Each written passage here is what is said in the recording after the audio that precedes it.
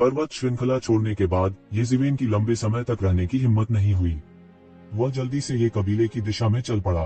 निश्चित रूप से उनके जाने के कुछ ही समय बाद उनके पीछे एक अत्याचारी आभा दिखाई दी। येज़िवेन ने यह भी महसूस किया कि आकाशीय क्षेत्र के विशेषज्ञ व्यक्तिगत रूप से उतर रहे थे। भले ही वह बहुत दूर था, येज़िवेन निश्चित था कि वह आध्यात्मिक ऊर्जा के उतार चढ़ाव के बारे में गलत नहीं होगा। वह खुश हुए बिना नहीं रह सका कि वह जल्दी चला गया, अन्यथा उसकी वर्तमान खेती के साथ भी उसके लिए बचना आसान नहीं होगा। कई राज्य छोड़ने के बाद येज़िवेन रुके नहीं और सीधे ये कबीले में लौट आए। ये कबीले का अभी भी एक स्थिर स्वरूप था, जैसे कि चाहे किसी भी तरह की अशांति हो, यह ये कबीले की शांति को प्रभावित नहीं कर पाएगा। एक वंश जो अनगिनत वर्षों से चला आ रहा था, उसमें ऐसा विश्वास था। जैसे ही येज़िवेन ये कबीले में लौटा, ये कबीले में हर कोई जानता था कि वह अब कोई नहीं था। वह अब ये कबीले का नया पूर्वी अत्याचारी था। वह ये कबीले की युवा पीढ़ी के 5 अत्याचारियों में से एक था, जो पुरानी पीढ़ी के साथ बराबरी पर रहने के लिए पर्याप्त था। ये कबीले में उसकी स्थिति केवल ये त्यान क्योनग, ये ज़ेंटियन, ये जेनमो और अन्य से नीचे थी। इनमें से बहुत से लोग नहीं थे। जैसा कि ये क्लान पहले से ही ये क्लान की सहायक शक्ति थी, येज़िवेन को पहले से ही दसियों हजार लोगों से ऊपर माना जा सकता था। स्वाभाविक रूप से यह पहले से बिल्कुल अलग था। हालांकि जैसे जैसे दानव कबीले की हरकतें तेज होती गईं, शांति के बीच ये कबीले में एक अजीब सा माहौल था।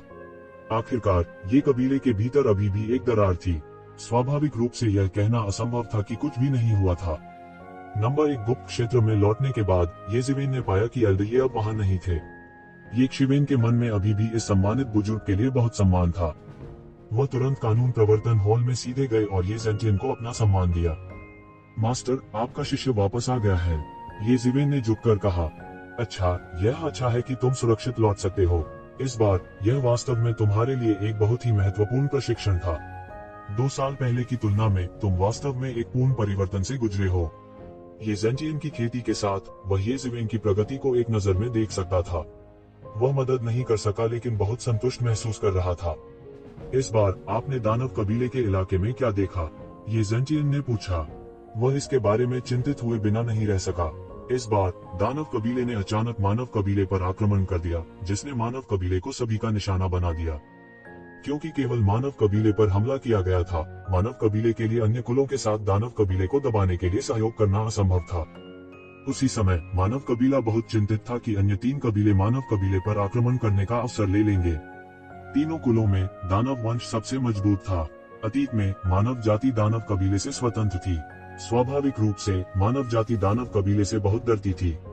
यदि यह दानव क्षेत्र में मायामा के लिए नहीं होता, तो मानव कबीले ने पहले ही दानव क्षेत्र में अपना रास्ता बना लिया होता और पूरे दानव कबीले का वध कर दिया होता। येज़िवेन ने तुरंत येज़ेंटियन को इस यात्रा की फसल और महत्व के बारे में बताया। रॉक के अंडे को छोड़कर उसने उसे सब कुछ बता दिया।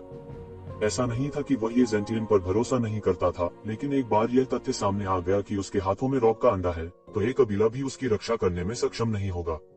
उसे डर था कि असंख्य लोग सीधे उसे मारने आ जाएंगे और वे साधारण लोग नहीं होंगे।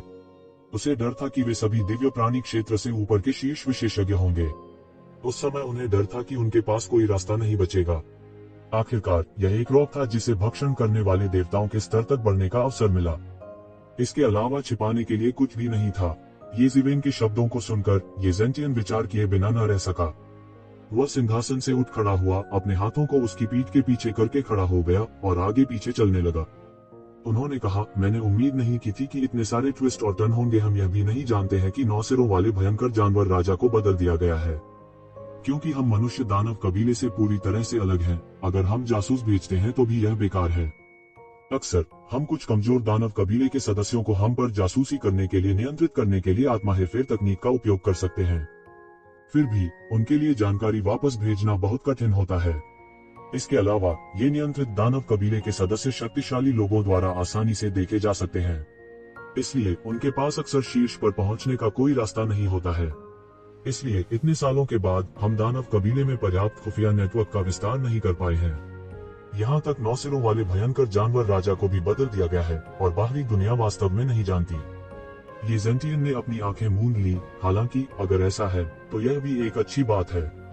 हालांकि इस अवधि के दौरान हमारे लिए दानव कबीले की ताकत उधार लेना मुश्किल है। साथ ही दानव कबीला नहीं होगा इस समय के दौरान हमारे लिए बहुत अधिक परेशानी का कारण बनता है। हम बहुत दबाव कम कर सकते हैं। प्राचीन बेरेंस महाद्वीप में वर्चस्व के लिए 4 प्रमुख कबीले होड़ कर रहे थे, इसलिए उन्होंने एक दूसरे की सीमाओं पर सेनाएं तैनात कर रखी थीं।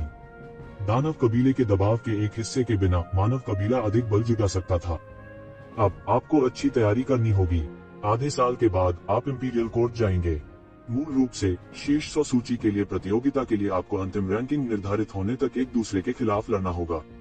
हालांकि के कारण दानव वंश का आक्रमण स्थिति बदल गई है, इसलिए मार्किस द्वारा किए गए निर्णय के अनुसार आपको दानव कबीले पर छापा मारने के लिए एक विशिष्ट बल के रूप में भेजा जाएगा। आप जितने अधिक दानव कबीले को मार सकते हैं, आपका स्कोर उतना ही अधिक होगा और आपकी रैंकिंग उतनी ही अधिक होगी। उस समय स्वाभाविक रूप से लाभ अधिक होगा। ये जेंटियन ने कहा, क्या हम दानव कबीले में अपना रास्ता मारने जा रहे हैं?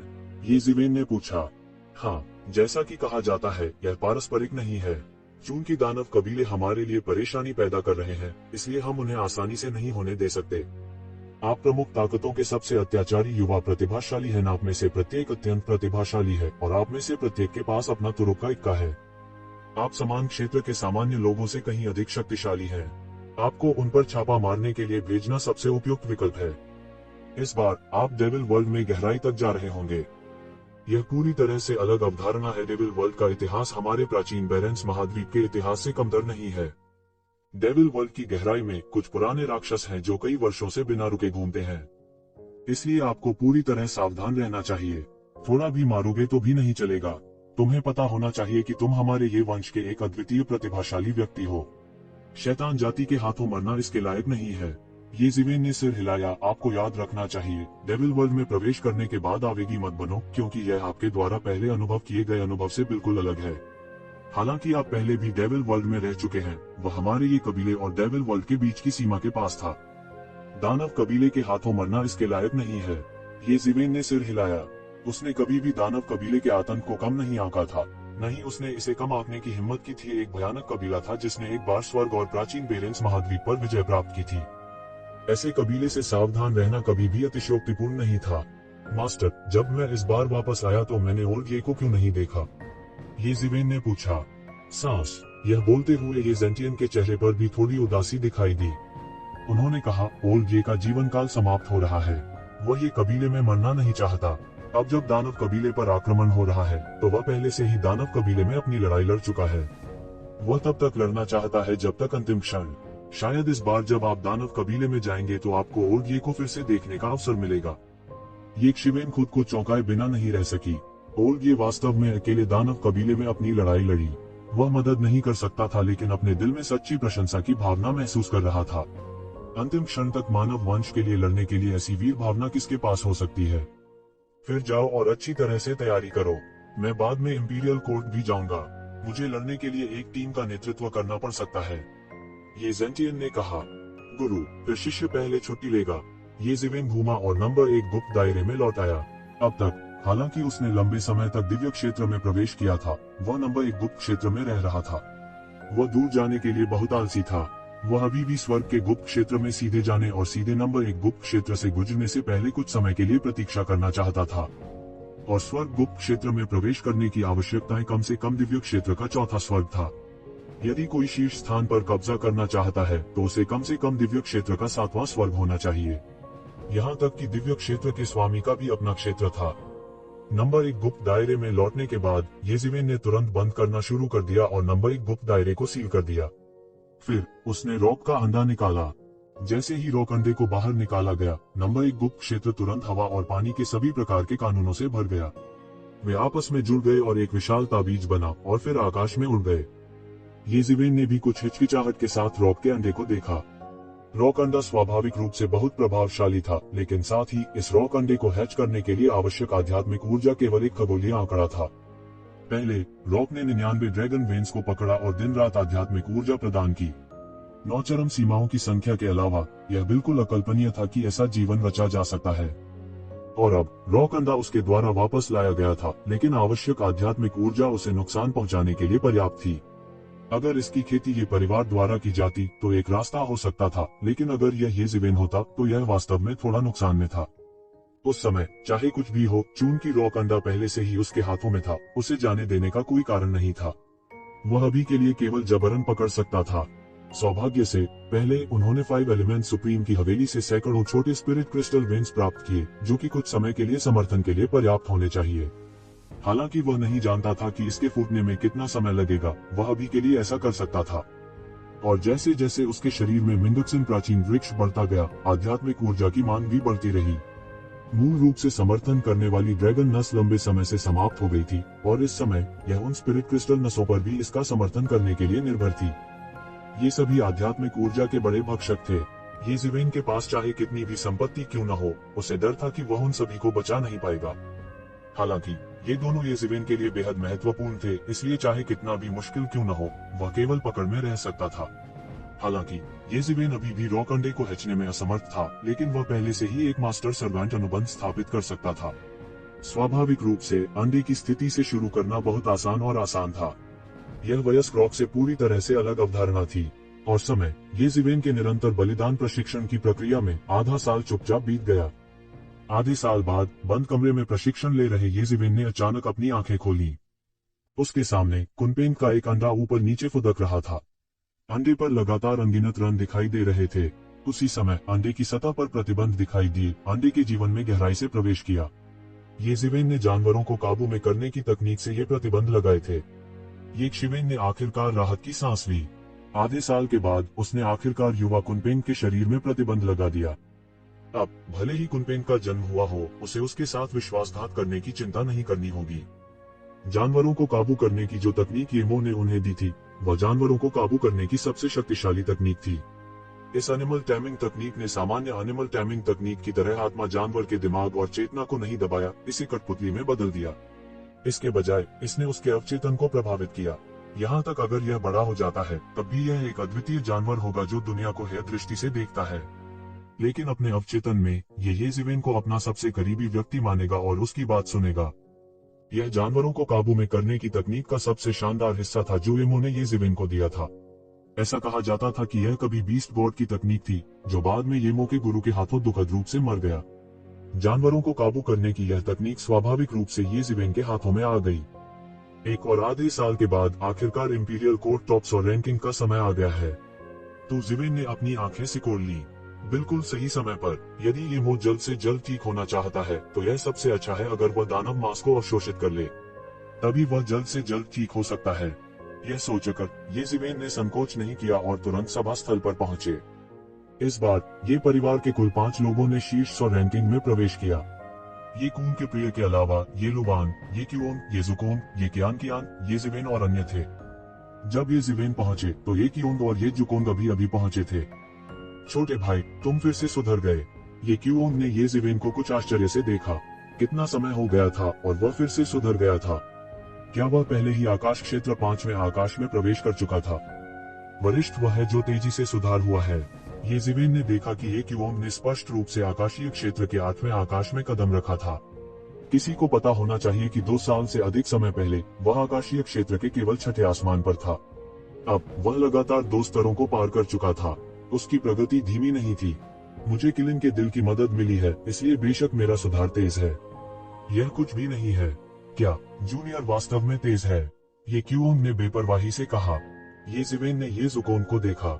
इस समय ये जुकोन ने दिव्य क्षेत्र के 7वें स्तर में भी कदम रखा था। 2 वर्षों के भीतर उसने उस दायरे को स्थिर कर दिया था जिसे उसने अभी अभी तोड़ा था और अपनी साधना को दिव्य क्षेत्र के 7वें स्तर तक पहुंचाया था। उन्हें नई पीढ़ी का नेता कहा जा सकता है। बेशक येज़ेवेन और ये क्यूओन के साथ तुलना करने का कोई तरीका नहीं था। ये क्यूओन को किलिन के दिल की मदद मिली थी, जबकि येज़ेवेन ने कई लड़ाइयों का अनुभव किया था। अन्यथा परिणाम ये जुकोन के समान होगा। ये क्यूई, ये और करेंगे, विल ये और साल और करेंगे और नीचे का दोनों ने सिर हिलाया। जब वे बात कर रहे थे, ये कियान प्रकाश की किरण पर आया। उसके सफेद वस्त्र हवा में लहरा रहे थे, जिससे वह एक परी की तरह लग रही थी। उसके चारों ओर की ठंडी आभा और भी मजबूत थी। यह ऐसा था जैसे उसने स्नो जेड तलवार को पूरी तरह से परिष्कृत कर दिया हो। वह पहले से बिल्कुल अलग थी। उस समय ये कियान ने स्नो जेड तलवार को बमुश्किल परिष्कृत किया था। अब वह मूल रूप से तलवार के साथ एक होने के स्तर तक पहुंच गई थी। वह पहले से बिल्कुल अलग थी। ये कियान के बाद बेबातियन और ये लुबान आखिरकार आ गए। वह बेहद खूबसूरत महिला थी। उसने चमकीले पीले रंग की पोशाक पहनी थी और बहुत आकर्षक लग रही थी। ये लुवान भी ये परिवार में बहुत लोकप्रिय थी। वो ये कियान कियान से भी ज्यादा लोकप्रिय थी। वो ये कियान कियान से भी ज्यादा लोकप्रिय थी। आखिरकार ये कियान कियान पिछले 2 वर्षों में ही बढ़ा था। लोकप्रियता के मामले में उसकी तुलना ये लुवान से नहीं की जा सकती थी। इसके अलावा 5 अत्याचारियों में ये लुवान अकेली महिला थी। कई सालों से ये लुवान ये परिवार के कई युवकों का सपना प्रेमी था। ये कुंग उनके साथ नहीं गए। आखिरकार ये कुंग और ये कियोंग और ये जिवेन के बीच संबंध बहुत खराब थे। चूंकि हर कोई यहाँ है, चलो चलते हैं। हम वांग टिंग के पास जाने के लिए सबसे पहले कबीले के टेलीपोर्टेशन चैनल का उपयोग कर सकते हैं। ये कियोंग ने उन 4 लोगों को देखा जो पहले ही आ चुके थे। हालांकि इस बार ये कबीले के केवल 5 लोग रॉयल कोर्ट की ओर बढ़ रहे थे। वे निश्चित रूप से ये कबीले में फसल की मलाई थे। इस समय हर कोई ये परिवार के टेलीपोर्टेशन चैनल पर पहुंचा। मूल रूप से वांग टिंग के लिए ये परिवार के टेलीपोर्टेशन चैनल का अक्सर उपयोग नहीं किया जाता था, क्योंकि बहुत कम लोग इसका उपयोग वांग टिंग के पास जाने के लिए करते थे। हालांकि दानव जाति के आक्रमण के साथ यह टेलीपोर्टेशन चैनल अचानक के परिवार के लिए वांग टिंग के विशेषज्ञों के साथ संवाद करने का एकमात्र तरीका बन गया। मुझे उम्मीद है कि इस बार आपके परिवार के लिए भी गौरव हासिल करेंगे। उनके लिए टेलीपोर्टेशन चैनल खोलने वाला एक बूढ़ा व्यक्ति था। उसके सफेद बाल और एक युवा चेहरा था। वह बहुत जोशीला लग रहा था। हालांकि ये जिवेन देख सकता था कि इस बूढ़े व्यक्ति की साधना अथाह थी। वह एक खगोलीय विशेषज्ञ भी था जिसके बारे में कोई नहीं जानता था। दानव जाति की उपस्थिति के साथ न केवल ये परिवार बल्कि मानव जाति की सभी प्रमुख ताकतों में भी काफी संख्या में शक्तिशाली विशेषज्ञ थे, जिनके बारे में पहले किसी ने नहीं सुना था। धन्यवाद। ये जिवेन ने अपने हाथ जोड़े और फिर दूसरों के साथ टेलीपोर्टेशन चैनल में कदम रखा। अगर कोई आम इंसान होता तो वो अंतरिक्ष में होने वाले बदलावों को बिल्कुल भी महसूस नहीं कर पाता। हालांकि उपस्थित कुछ लोग सभी अत्यंत शक्तिशाली आकाशीय विशेषज्ञ थे। अंतरिक्ष की ताकत के बारे में उनकी समझ भी हर किसी की कल्पना से परे थी। अचानक उन सभी ने अंतरिक्ष में एक पागल शक्ति को चीरते हुए महसूस किया। जब टेलीपोर्टेशन चैनल सक्रिय हुआ तो अंतरिक्ष के लगभग सभी नियम एक साथ प्रकट हुए। ये जिवेन अपने विचारों में डूब गया और अंतरिक्ष के इस प्रकट नियम को ध्यान से महसूस किया। यह एक दुर्लभ अवसर था। ये कियोंग और अन्य लोगों ने देखा कि ये जिवेन वास्तव में इस समय साधना कर रहे थे और वे थोड़ा भावुक हुए बिना नहीं रह सके। कोई आश्चर्य नहीं कि इतनी कम उम्र में भाई ये जिवेन की इतनी साधना हो गई। उन्होंने एक उभरते हुए सितारे के रूप में हमारे साथ पकड़ बना ली है। यह अकारण नहीं है। उन्होंने स्वीकार किया कि अगर वे ये जिवेन की जगह होते तो वे इस तरह की उपलब्धि हासिल नहीं कर पाते। हालांकि इससे पहले कि ये जिवेन इसे बहुत देर तक महसूस कर पाता, ये जिवेन और अन्य जल्द ही वांग टिंग के पास पहुंच गए। अचानक आध्यात्मिक क्यूई की एक लहर ने उनके चेहरे पर प्रहार किया। यह स्थान वांग टिंग में ये परिवार का संपर्क बिंदु था। आकाश में शक्तिशाली विशेषज्ञ हर जगह उड़ रहे थे। दानव जाति से लड़ने के लिए वांग टिंग की गहराई में दरार की ओर भाग रहे थे। वांग टिंग के कई आंकड़े भी सामने आ रहे थे। उनमें से कई दानव जाति के साथ युद्ध में गंभीर रूप से घायल हो गए थे। इस समय ये परिवार के एक मध्यम आयु वर्ग के वरिष्ठ ने आकर कहा, क्या आप कुछ ऐसे हैं जो शीर्षों की सूची के लिए इस बार की प्रतियोगिता में भाग लेने के लिए हमारे ये परिवार का प्रतिनिधित्व करेंगे? यह मध्यम आयु वर्ग के वरिष्ठ कवच पहने हुए थे और एक सैनिक की आभा एक नजर में देखी जा सकती थी। जाहिर है उन्होंने पूरे साल वांग टिंग की रक्षा की और ये परिवार के सामान्य विशेषज्ञों से अलग थे। सेना में पैदा हुए इस तरह के विशेषज्ञ ने अनुशासन और टीम वर्क पर अधिक ध्यान दिया। हाँ, ये कियोंग ने आगे बढ़कर कहा, फिर तुम सब मेरे साथ आओ। ये परिवार के मध्यम आयु वर्ग के वरिष्ठ ने कहा। फिर वह सीधे अंदर आया और मौके पर ही गायब हो गया। यह वास्तव में 9वें स्तर का आकाशीय क्षेत्र विशेषज्ञ भी था। किसी ने और रुकने की हिम्मत नहीं की और वे जल्दी से उसके पीछे हो लिए। जल्द ही वे एक विशाल तैरते हुए पहाड़ के सामने पहुंचे। हालांकि यह एक तैरता हुआ पहाड़ था, लेकिन यह पहाड़ बेहद विशाल था। दूर से यह सैकड़ों हजारों फीट ऊंचा था और 1 लाख किलोमीटर से अधिक का दायरा था। यह एक छोटे से महाद्वीप की तरह था। जब सब लोग पहुंचे तो ये परिवार का अधेड़ उम्र का व्यक्ति कवच में पहले से ही वहां इंतजार कर रहा था। इस समय सभी ने ऊपर देखा। आकाश में वे अत्याचारी आकृतियां देख सकते थे और यहाँ तक कि उनके प्रभामंडल को भी महसूस कर सकते थे। दिव्य लोक का शक्तिशाली प्रभामंडल इस स्थान पर सड़ी गोभी के समान था। वे हर जगह थे और किसी भी चीज की गिनती नहीं करते थे। जहाँ वे थे वहाँ से ज्यादा दूर नहीं एक भयानक बड़ी दरार थी। राक्षसी क्यूई पूरे आकाश में फैल रही थी और दूर से युद्ध की अनगिनत चीखें सुनी जा सकती थीं। हर कोई आसमान को टूटते हुए और फिर प्रतिबंध द्वारा पूरी तरह से मरम्मत होते हुए भी देख सकता था। यह हैरान कर देने वाला दृश्य था। यह मानव जाति और शैतान जाति के बीच सबसे बड़ा युद्ध क्षेत्र था।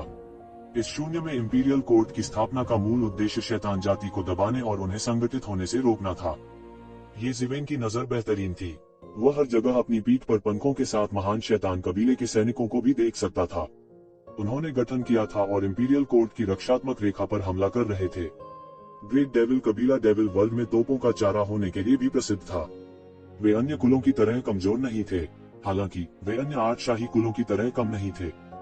वे ग्रेट डेविल कबीले की कमान के तहत इंपीरियल कोर्ट की रक्षात्मक रेखा पर लगातार हमला कर रहे थे। ग्रेट डेविल कबीले के अलावा अन्य शैतान कुलों के आंकड़े भी एक के बाद एक सामने आए। असुर वंश, मूल शैतान वंश, रक्त वंश, छिपा हुआ शैतान वंश और यहाँ तक कि मायावी पतित देवदूत कबीले भी बेहोश थे। शैतान जाति के सभी प्रकार के युद्ध उपकरण भी थे। युद्ध के जानवर दहाड़ रहे थे और आगे बढ़ रहे थे। पूरा दृश्य असाधारण रूप से शानदार था। हजारों लोगों का जमावड़ा पहले से ही इतना भव्य था कि कोई इसका अंत नहीं देख सकता था। इसके अलावा यह अज्ञात था कि कितने शैतान थे। यह बहुत भयानक था। इस समय शून्य के माध्यम से एक सिलहूट बह गया। यह अपने साथ तारों का प्रकाश लेकर आया जिसने आकाश को भर दिया। क्या ये इस बार आपके ही कबीले के नए लोग हैं? 10-30, यह ज्यादा नहीं दिखता है। इसके बाद शून्य से उन्मत्त हंसी की एक श्रृंखला सुनाई दे रही थी। आसमान में बिखरी तारों की रोशनी बिखर गई और ये ज़िवेन ने एक अधेड़ उम्र के आदमी को देखा। वह कवच धारण किए हुए था। उसका कवच तारों की रोशनी से खिल उठा था। ऐसा लग रहा था जैसे यह कोई अंतहीन आकाशगंगा हो। उसके पीछे 2 सुंदर पुरुष और एक सुंदर स्त्री चल रही थी। युवक की उम्र करीब 30 साल थी। वह युवक सुंदर और आकर्षक रूप रंग का था। महिला स्टार रेत से बने एक लंबे बागे में लिपटी हुई थी बला की खूबसूरत। ऐसा लग रहा था जैसे उसके शरीर पर कोई आकाशगंगा प्रकट हो गई हो। जाओ वुजन, देखते हैं कि क्या तुम जीने से थक गए हो। तुम मेरे सामने इधर उधर घूमने की हिम्मत करते हो। इस समय मध्यम आयु वर्ग के सामान्य उपनाम ये ने कहा, तुम्हारा गुस्सा अब बहुत बढ़ गया है, लेकिन क्या तुम सच में सोचते हो कि तुम मेरे लायक हो? तारों भरे कवच में अधेड़ उम्र के व्यक्ति ने कहा, क्या तुम झगड़ना चाहते हो? ये ने ठंडेपन से कहा। तारकीय कवच में मध्यम आयु वर्ग के जनरल मुस्कुराए और कहा, यह शीर्ष 100 की सूची के लिए ये कबीले का प्रतियोगी है। टीएस, मुझे ऐसा नहीं लगता। अच्छा नहीं है। आपके लिमिटलेस स्टार पैलेस से केवल 3 लोगों ने शीर्ष 100 की सूची में प्रवेश किया है, लेकिन हमारे ये कबीले में 6 हैं। केवल यहाँ अकेले 5 हैं। ये ने तिरस्कार पूर्वक कहा। संख्या के संदर्भ में ये वंश ने असीमित स्टार पैलेस के लोगों को पूरी तरह से दबा दिया था। तो क्या हुआ अगर आपके पास और लोग हैं? हालांकि हमारे लिमिटलेस स्टार पैलेस में केवल 3 लोग हैं। हमारा ली गुआंगचांग शीर्ष स्थान के लिए एक होनहार प्रतियोगी है। वह अकेला ही आप सभी के खिलाफ लड़ने के लिए काफी है, दूसरों का जिक्र नहीं। आप में से केवल ये कूंग ही है। मैंने उसे अभी देखा। टीएसके, वह बहुत छोटा है लेकिन उसकी साधना काफी अच्छी है। वह आपके साथ क्यों नहीं आया? झाओ वुजिन ने कहा। उसके लहजे से यह स्पष्ट था कि वह ये वंश के बारे में ज्यादा नहीं सोचता था। शीर्ष स्थान के लिए लड़ें। शीर्ष स्थान जीतने तक प्रतीक्षा करें। ये ने ठंडेपन से कहा। टस्क, तुम बस इतने ही हो। तुम नहीं समझते कि शीर्ष स्थान के लिए लड़ने का क्या मतलब है। झाओ वुजिन ने गर्व से कहा। मुझे मत बताओ कि तुम नहीं समझते। मुझे आश्चर्य है कि क्या आपने अतीत में शीर्ष 100 की सूची में प्रवेश किया था। इस समय एक स्पष्ट आवाज सुनाई दी। सभी ने देखा कि जिस व्यक्ति ने बात की थी वह कोई और नहीं बल्कि एक शिवेन थी। इस समय झाओ वुजिन का चेहरा तुरंत उदास हो गया था क्योंकि इसे उसके गले में दर्द हो गया था। हाँ, आप सही कह रहे हैं। मुझे समझ नहीं आ रहा है कि शीर्ष स्थान के लिए लड़ने का क्या मतलब है। क्या आपको लगता है कि आप, जो अतीत में शीर्ष 100 की सूची में भी शामिल नहीं हुए थे, समझे? ये अचानक हंसी में फूट पड़ा और उसने ये ज़िवेन को बहुत अधिक सुखद तरीके से देखा। मूल रूप से उसने इन बातों के बारे में ज्यादा नहीं सोचा। युवा स्वामी जो एक ग्रीन हाउस में पले बड़े थे, भले ही उनकी खेती उसके अपने से बहुत कम न हो और जल्द ही उससे आगे निकल जाए, लेकिन उसने फिर भी ऐसा सोचा। हालांकि ये ज़िवेन और अन्य स्वाभाविक रूप से यह नहीं कह सकते थे कि वे एक ग्रीन हाउस में पले बड़े थे और उन्होंने खून नहीं देखा था, लेकिन उन्हें पता था कि उनकी तुलना उनके साथ नहीं की जा सकती जो शैतान जाति के युद्ध के मैदान से आए थे। यह उनके दिल में सबसे बड़ा गर्व था। ठीक उसी तरह जिस तरह वान परिवार के 13 आयरन ब्लड ईगल कैवेलरी ने अपने साथियों को अपने साथियों की पूरी तरह से अवहेलना करते हुए देखा था। फिर भी वे मूल रूप से 1000 से अधिक शीर्ष प्रतिभाओं का जमावड़ा थे और दानव दुनिया में लड़ने के बाद जो बने रहे वे निश्चित रूप से कुलीन वर्ग के कुलीन थे। वे अब अपने साथियों के समान स्तर पर नहीं थे। यदि यह इस तथ्य के लिए नहीं था कि उन्हें इंपीरियल कोर्ट स्ट्रगल में भाग लेना था, तो वे शायद ही कभी अपने साथियों के साथ बातचीत करते। यह 2 पूरी तरह से अलग दुनिया की तरह था। एक तरफ एक खूनी और उग्र अभियान था और एक को युद्ध के मैदान में मौत से बचना था। दूसरी ओर अपेक्षाकृत कम क्रूरता थी, लेकिन संसाधन अधिक थे। यह एक नजर में लगभग स्पष्ट था। ये जिवेन और अन्य लोगों को युद्ध के मैदान का लगभग कोई अनुभव नहीं था। हालांकि ये क्यूओन, ये लुवान और अन्य लोगों ने भी कई अभियानों में भाग लिया था, लेकिन उन्हें अभी भी सैनिक नहीं माना जा सकता था। हालांकि इस समय उसके मन में ये शिवेन के लिए सम्मान का एक नया स्तर था। अचानक झाओ वुजिन का रंग बदल गया। शीर्ष 100 की सूची में शामिल न हो पाने का उनके दिल में हमेशा एक मलाल था। आखिरकार मानव जाति में अनगिनत प्रतिभाएं थीं और उनमें से कुछ ही शीर्ष 100 की सूची में आ सकी। आप कौन हैं? हम बात कर रहे हैं और आपको बीच में बोलने का अधिकार नहीं है। ये जिवेन के शब्दों ने उसके रहस्य को उजागर कर दिया था और झाओ वुजिन अचानक उग्र हो गया। उसने ये शिवेन को एक अत्यंत दयनीय दृष्टि से देखा। मैं कौन हूँ? तुम्हें परवाह करने की जरूरत नहीं है। तुम मुझे नियंत्रित नहीं कर सकते। ये जिवेन ने अपना सिर हिलाया और झाओ वुजिन की ओर उदासीन भाव से देखते हुए कहा, हमारे ये कबीले में इस बार 6 लोग थे और यह एक कौशल नहीं माना जाता है। क्या आप कह रहे हैं कि 3 लोगों के होने से आपको एक कौशल माना जाता है? क्या मजाक है? यह किस तरह का तर्क है? यह सही है। अगर हम कुछ नहीं हैं, तो आपको क्या लगता है कि आप क्या हैं? ये क्यूओंग ने भी पीछा किया। क्या मजेदार तर्क है। ये जुकोंग ने भी अपना मुंह खोला और उपहास के साथ कहा। इस समय वुजी स्टार पैलेस के 3 लोगों के चेहरे पर बेहद भद्दे भाव थे। मूल रूप से वे ये कबीले का मजाक उड़ाना चाहते थे, लेकिन उन्हें ये उम्मीद नहीं थी कि इसके बजाय ये जिवेन उनका मजाक उड़ाएगा। आपके पास एक तेज जीभ है।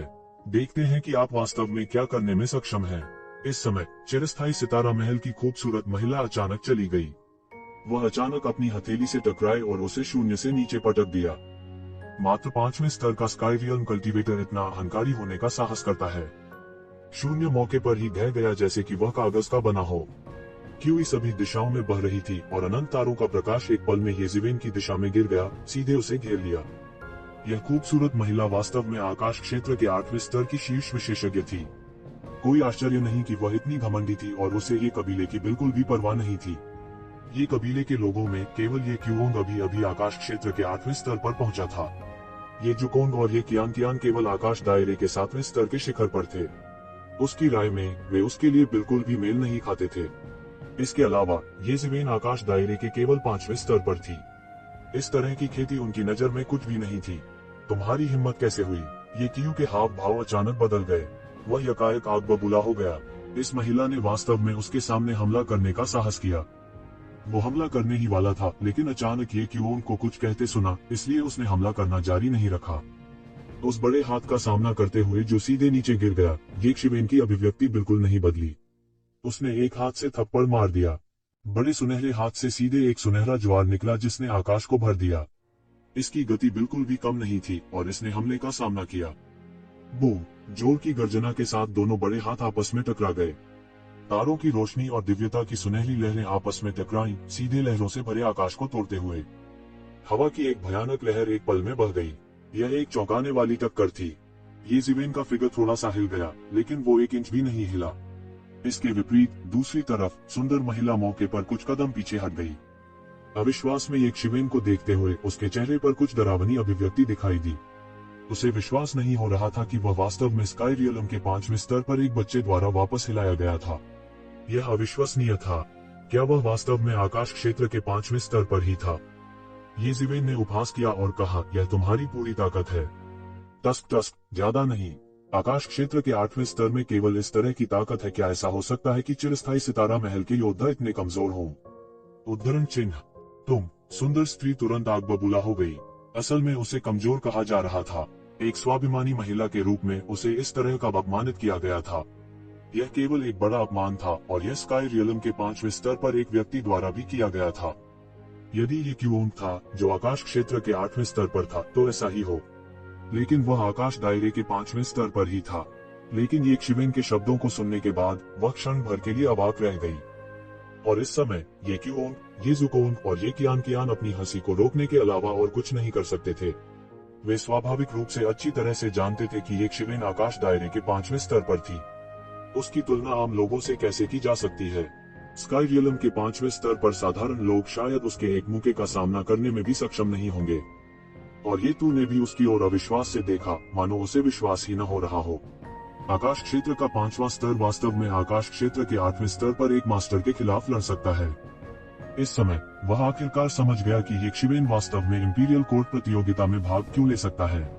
पहले जब उसने सुना कि येशिवेन 10वें क्षेत्र का चैंपियन था तो उसने उसे बहुत गंभीरता से नहीं लिया। आखिरकार 10वें क्षेत्र में कई ढीले अभ्यासी थे, 10वीं दुनिया का चैंपियन कुछ भी नहीं था। इस समय उसे अंततः एहसास हुआ कि वह वास्तव में गलत था। यह येशिवेन शायद सिर्फ इसलिए नहीं था क्योंकि 10वें दायरे में कोई प्रतिस्पर्धा नहीं थी, बल्कि इसलिए कि वह असली सौदा था। धतेरी की सुंदरी बार बार कुपित हुई। उसके शरीर पर आभा एक जोर की गड़गड़ाहट के साथ परत दर परत हलकों में बह गई। अभी भी लड़ना चाहते हैं? यदि आप करते हैं तो मैं अब आपके प्रति विनम्र नहीं रहूंगा। येशिवेन ने अपनी आंखें सिकोड़ ली और उनकी अभिव्यक्ति भी ठंडी हो गई।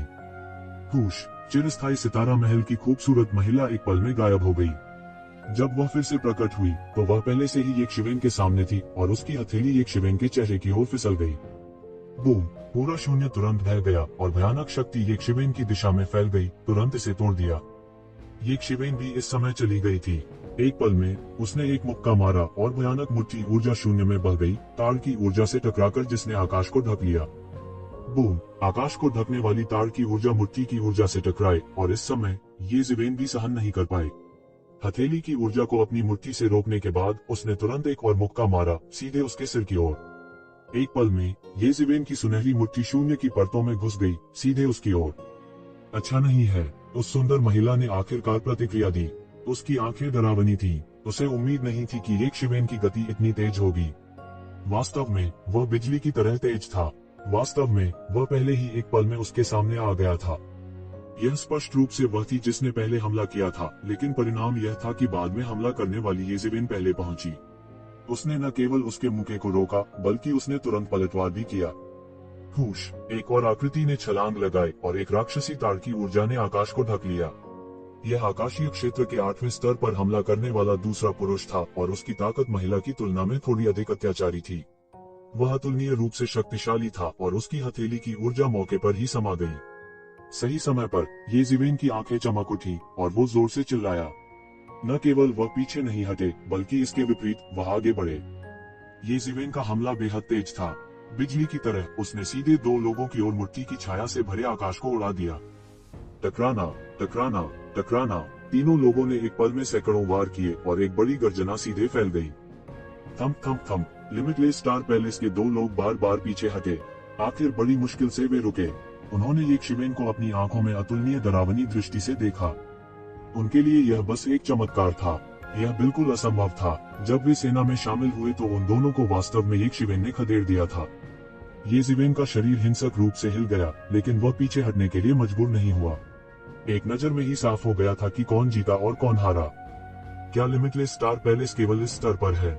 यह बहुत ज्यादा नहीं दिखता है, येशिवेन ने एक उपहास के साथ कहा। लिमिटलेस स्टार पैलेस के 3 लोगों के चेहरे और भी बदसूरत हो गए। वे येशिवेन से हार गए थे और उनके द्वारा उनका मजाक भी उड़ाया गया था। यह बस एक बड़ा अपमान था, एक बड़ा अपमान। हालांकि अगर वे वास्तव में लड़े तो वे येशिवेन से नहीं डरेंगे, उनके पास अपने तुरुप के पत्ते थे। लेकिन अब जब वे एक के खिलाफ 2 थे और अभी भी नुकसान में थे, तो यह निश्चित रूप से कहा जा सकता था कि उन्होंने अपना चेहरा खो दिया था। खासकर कि झाओ वुजिन, इस समय उसका चेहरा और भी बदसूरत हो गया था।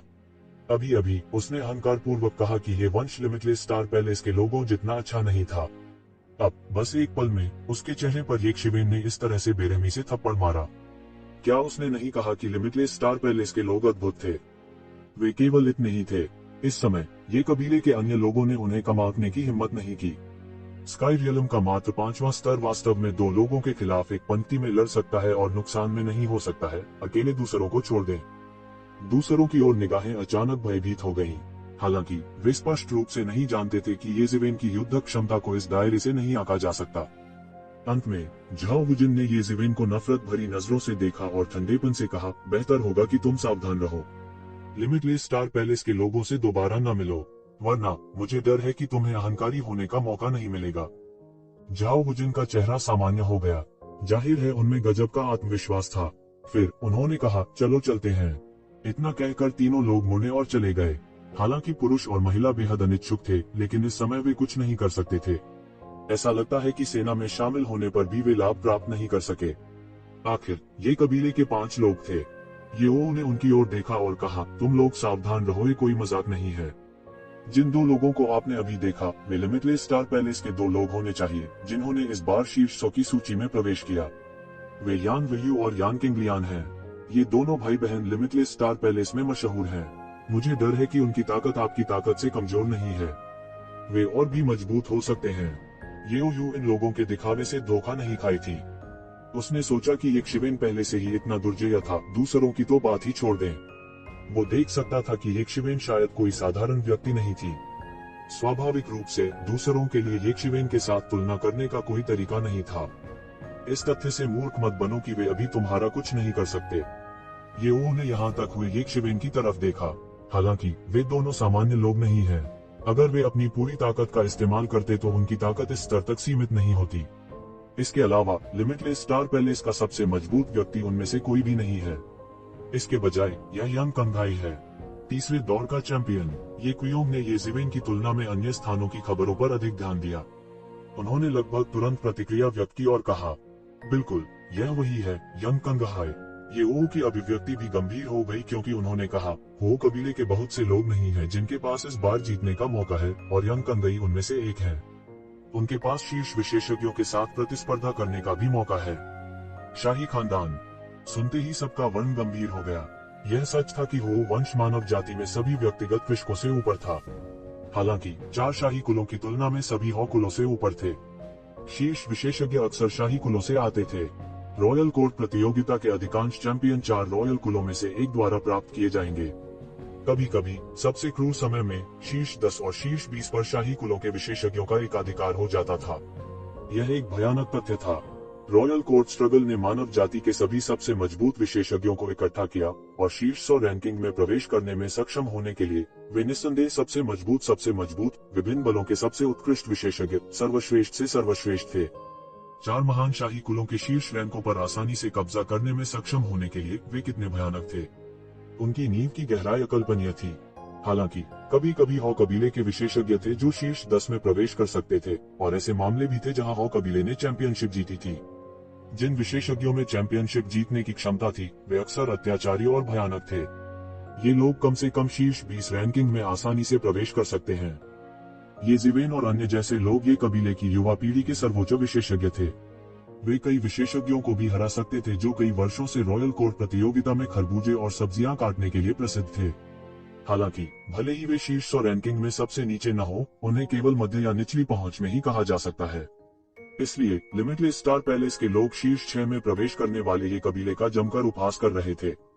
ज्यादा लोगों के होने का क्या फायदा, उनकी रैंकिंग बहुत कम थी। इसलिए यदि आप हो कबीले या रॉयल कबीले के उन विशेषज्ञों से मिलते हैं जिनके पास डेविल वर्ल्ड में चैंपियनशिप जीतने का मौका है तो उन्हें यूं ही उत्तेजित न करें। आखिरकार यह प्रतियोगिता उन शैतानों की संख्या के बारे में है जिन्हें आप मार सकते हैं। यह ताकत की प्रतियोगिता नहीं है। यदि आप जल्दी से मारते हैं तो आपके पास बेहतर रैंकिंग प्राप्त करने का अवसर होना चाहिए। ये ओ ने कहा। कई लोगों के चेहरे पर गंभीर भाव थे। वे ये ओ के शब्दों के पीछे के अर्थ को कैसे नहीं समझ पाए। वास्तव में यहाँ तक वो भी येजिवेन और दूसरों की उच्च रैंकिंग प्राप्त करने की संभावनाओं के बारे में आशावादी नहीं था। चैंपियनशिप जीतने का जिक्र नहीं। कुछ ही लोगों के पास ऐसा करने की क्षमता थी। हालांकि ये लोग अनिच्छुक थे, फिर भी वे कुछ नहीं कर सकते थे। यहाँ तक उनके अपने लोग भी अपने मौके को लेकर आशावादी नहीं थे, दूसरों की तो बात ही छोड़िए। हालांकि इन लोगों ने गुप्त रूप से अपने दिल में शपथ ली कि वे स्वर्ग और पृथ्वी पर अपना रास्ता मार देंगे। वे हर उस व्यक्ति को दिखाते थे जो उन्हें नीची दृष्टि से देखता था। ये उन्हें इन लोगों के भावों को देखा। वह कैसे नहीं जान सकता था कि वे क्या सोच रहे थे। हालांकि उनकी राय में यह सामान्य था। कितने जीनियस में अहंकार नहीं था। हम सबसे पहले पहाड़ की तलहटी में जाएंगे और प्रतीक्षा करेंगे। कोई आपको डेविल वर्ल्ड में टेलीपोर्ट करने का तरीका ढूंढेगा। हालांकि आपको शैतानों का वध करने के लिए हाथ मिलाने से रोकने के लिए आपको डेविल वर्ल्ड में विभिन्न स्थानों पर टेलीपोर्ट किया जाएगा। आप उस समय कैसे जीवित रहेंगे यह आप पर निर्भर करेगा, ये वो ने कहा। येजिवेन ने चुपके से सोचा कि ये वांगटिंग बहुत विचारशील थे। आखिरकार अगर कुछ लोग शैतानों का वध करने के लिए हाथ मिलाते हैं तो यह निश्चित रूप से एक व्यक्ति की तुलना में बहुत तेज होगा। खासकर इस स्थिति में यदि यह एक अखाड़ा प्रतियोगिता होती तो ताकत में असमानता एक नजर में स्पष्ट होती। हालांकि इस तरह की प्रतियोगिता में यह एक प्रतियोगिता थी कि वे कितने शैतानों को मार सकते हैं। स्वाभाविक रूप से एक व्यक्ति की दक्षता की तुलना एक टीम की ताकत से नहीं की जा सकती। सब यही नहीं रुके, इसके बजाय वे सीधे उस तैरते हुए महाद्वीप की ओर उड़े। उड़ते समय लियो ने कहा, यह प्रतियोगिता आपको 1 वर्ष तक चलेगी।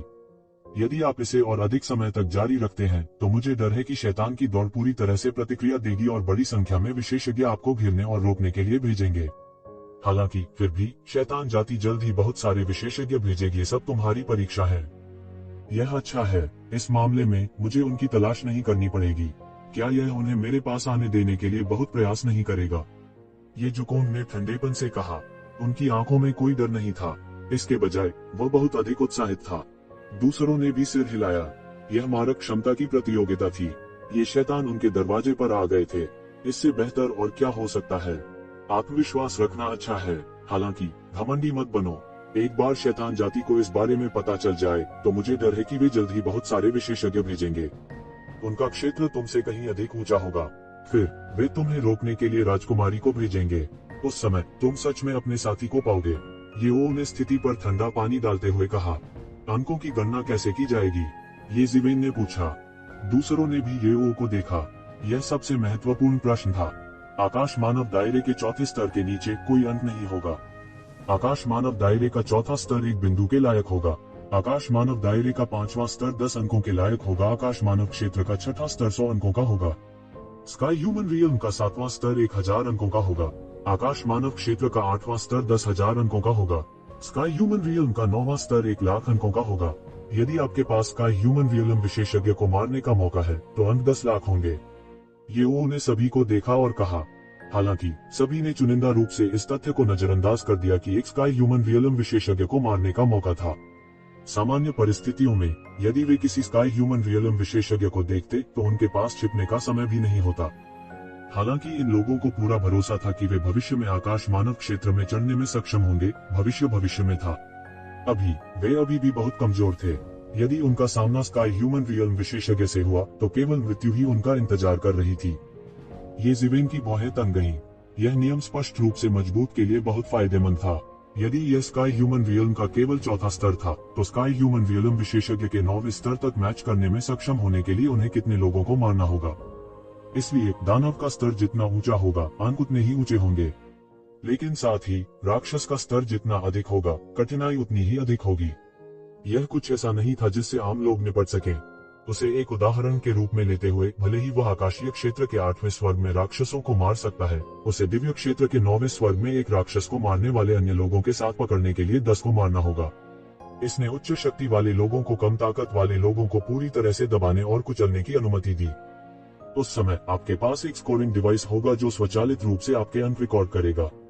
साथ ही एक रैंकिंग सूची भी होगी। आप किसी भी समय अपनी रैंकिंग में परिवर्तन देख सकेंगे और अपनी रैंकिंग के अनुसार कुछ समायोजन कर सकेंगे। जहां तक अन्य बातों का प्रश्न है, मुझे नहीं लगता कि मुझे तुम्हें सिखाने की आवश्यकता है। तैरते हुए पहाड़ तक कई लोगों ने येओ का पीछा किया। इस पहाड़ी पर एक बड़ा चौक था और कुछ विशेषज्ञ पहले से ही पास में जमा हो गए थे, और इस चौराहे पर कई टेलीपोर्टेशन सरणियां थीं। इन सरणियों का लंबे समय से उपयोग नहीं किया गया है। ये सरणियां दिशात्मक टेलीपोर्टेशन नहीं है। आमतौर पर वे सीधे डेमन डोमेन को टेलीपोर्ट करेंगे। अतीत में वे मृत योद्धाओं को दानव क्षेत्र में टेलीपोर्ट करने के लिए इस पद्धति का उपयोग करते थे। येओ ने कहा। ये जिवेन और अन्य लोग विस्मय में थे। यदि यह केवल डेविल वर्ल्ड में एक अभियान था तो भले ही यह केवल दिखावे के लिए हो, फिर भी वे वापस लौट सकते थे। हालांकि यदि यह एक निश्चित स्थान के बिना टेलीपोर्टेशन होता तो परिणाम कहना कठिन होता। केवल भगवान ही जानते थे कि उन्हें कहां टेलीपोर्ट किया जाएगा। ऐसा दृढ़ संकल्प एक नायक के रूप में माने जाने के लिए पर्याप्त था, भले ही वह एक मृत्यु योद्धा था। ठीक है, मैं इसे आपके लिए लाया हूँ। जब प्रतियोगिता शुरू होगी तो यह टेलीपोर्टेशन एरे सक्रिय हो जाएगा। एक बार जब आप एरे में प्रवेश करते हैं तो आपको स्वचालित रूप से डेमन डोमेन में टेलीपोर्ट कर दिया जाएगा। यह कहने के बाद येओ अधिक देर तक नहीं रुके और तुरंत वाहन की बत्ती पर चले गए। इस समय ये जिवेन और अन्य लोगों ने इस विशाल चौक का अवलोकन किया। हालांकि चौक बहुत बड़ा था, लेकिन वास्तव में वहां केवल 20 लोग थे। वे सब इस चौक में नहीं थे और उनमें से कुछ दूसरे चौकों में थे। उनमें से हर एक प्रभावशाली रूप के साथ लंबा और सीधा खड़ा था। उन्हें पुरुषों के बीच ड्रैगन और फीनिक्स कहा जा सकता है। ऊपर देखते हुए उनमें से सबसे कमजोर पहले से ही दिव्य क्षेत्र के 6ठे स्तर के शिखर पर कदम रख चुका था। उनकी उम्र के साथ उनके लिए भविष्य में दिव्य क्षेत्र में कदम रखना बहुत संभव था। विशेष रूप से उनमें से कुछ अधिक उत्कृष्ट अस्तित्व, वे शक्तिशाली अस्तित्व थे जो लगातार दिव्य क्षेत्र में कदम रख सकते थे। उनमें लिमिटलेस स्टार पैलेस से यान वुयू और यान किंगलियान थे, जो येजिवेन और अन्य लोगों की तुलना में अभी एक कदम पहले पहुंचे थे।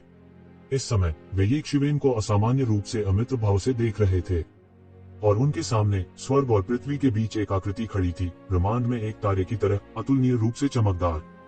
उसके शरीर पर आभा को देखकर येजिवेन ने तुरंत निर्णय लिया कि यह भी लिमिटलेस स्टार पैलेस का एक विशेषज्ञ था। आभा ठीक वैसी ही थी जैसी पहले लिमिटलेस स्टार पैलेस के 2 लोग थे। इस बार लिमिटलेस स्टार पैलेस से कुल 3 लोग थे जिन्हें शॉर्टलिस्ट किया गया था। फिर उन 2 लोगों के अलावा जिन्हें येजिवेन ने पहले देखा था, शेष व्यक्ति की पहचान लगभग स्पष्ट थी। यंग कंगई। निश्चित रूप से अन्य 2 की तुलना में यंग कंगई की ताकत अधिक मजबूत थी, और यह केवल थोड़ी सी भी मजबूत नहीं थी। वे दोनों एक युवों के समान थे जिन्होंने अभी अभी स्वर्ग के 8वें स्वर्ग में कदम रखा था। हालांकि यंग कंगई लंबे समय से स्वर्ग क्षेत्र के 8वें स्वर्ग के शिखर पर थे। उनकी अत्याचारी आभा ने उपस्थित सभी लोगों को तुरंत दबा दिया। वह निस्संदेह उपस्थित नंबर 1 व्यक्ति थे। कोई आश्चर्य नहीं कि झाओ जिन्हू इतने आश्वस्त थे कि उनके पास चैंपियनशिप जीतने का मौका था। शायद वास्तव में आशा थी। येजिवेन और अन्य लोगों को आते देख दोनों एक दूसरे को जानते थे और उन्होंने यंग कंगई से कुछ कहा। यंग कंगई तुरंत आगे बढ़े और येजिवेन और अन्य लोगों के निशाने पर आ गए। क्या आप येजिवेन हैं? यंग कंगहाई अपने हाथों को उसकी पीठ के पीछे करके खड़ा था। उसकी बाहें फड़फड़ा रही थी और उसने येशिवेन को ठंडेपन से देखा। मैंने सुना है कि तुम सोचती हो कि हमारा लिमिटलेस स्टार पैलेस ऐसा ही है।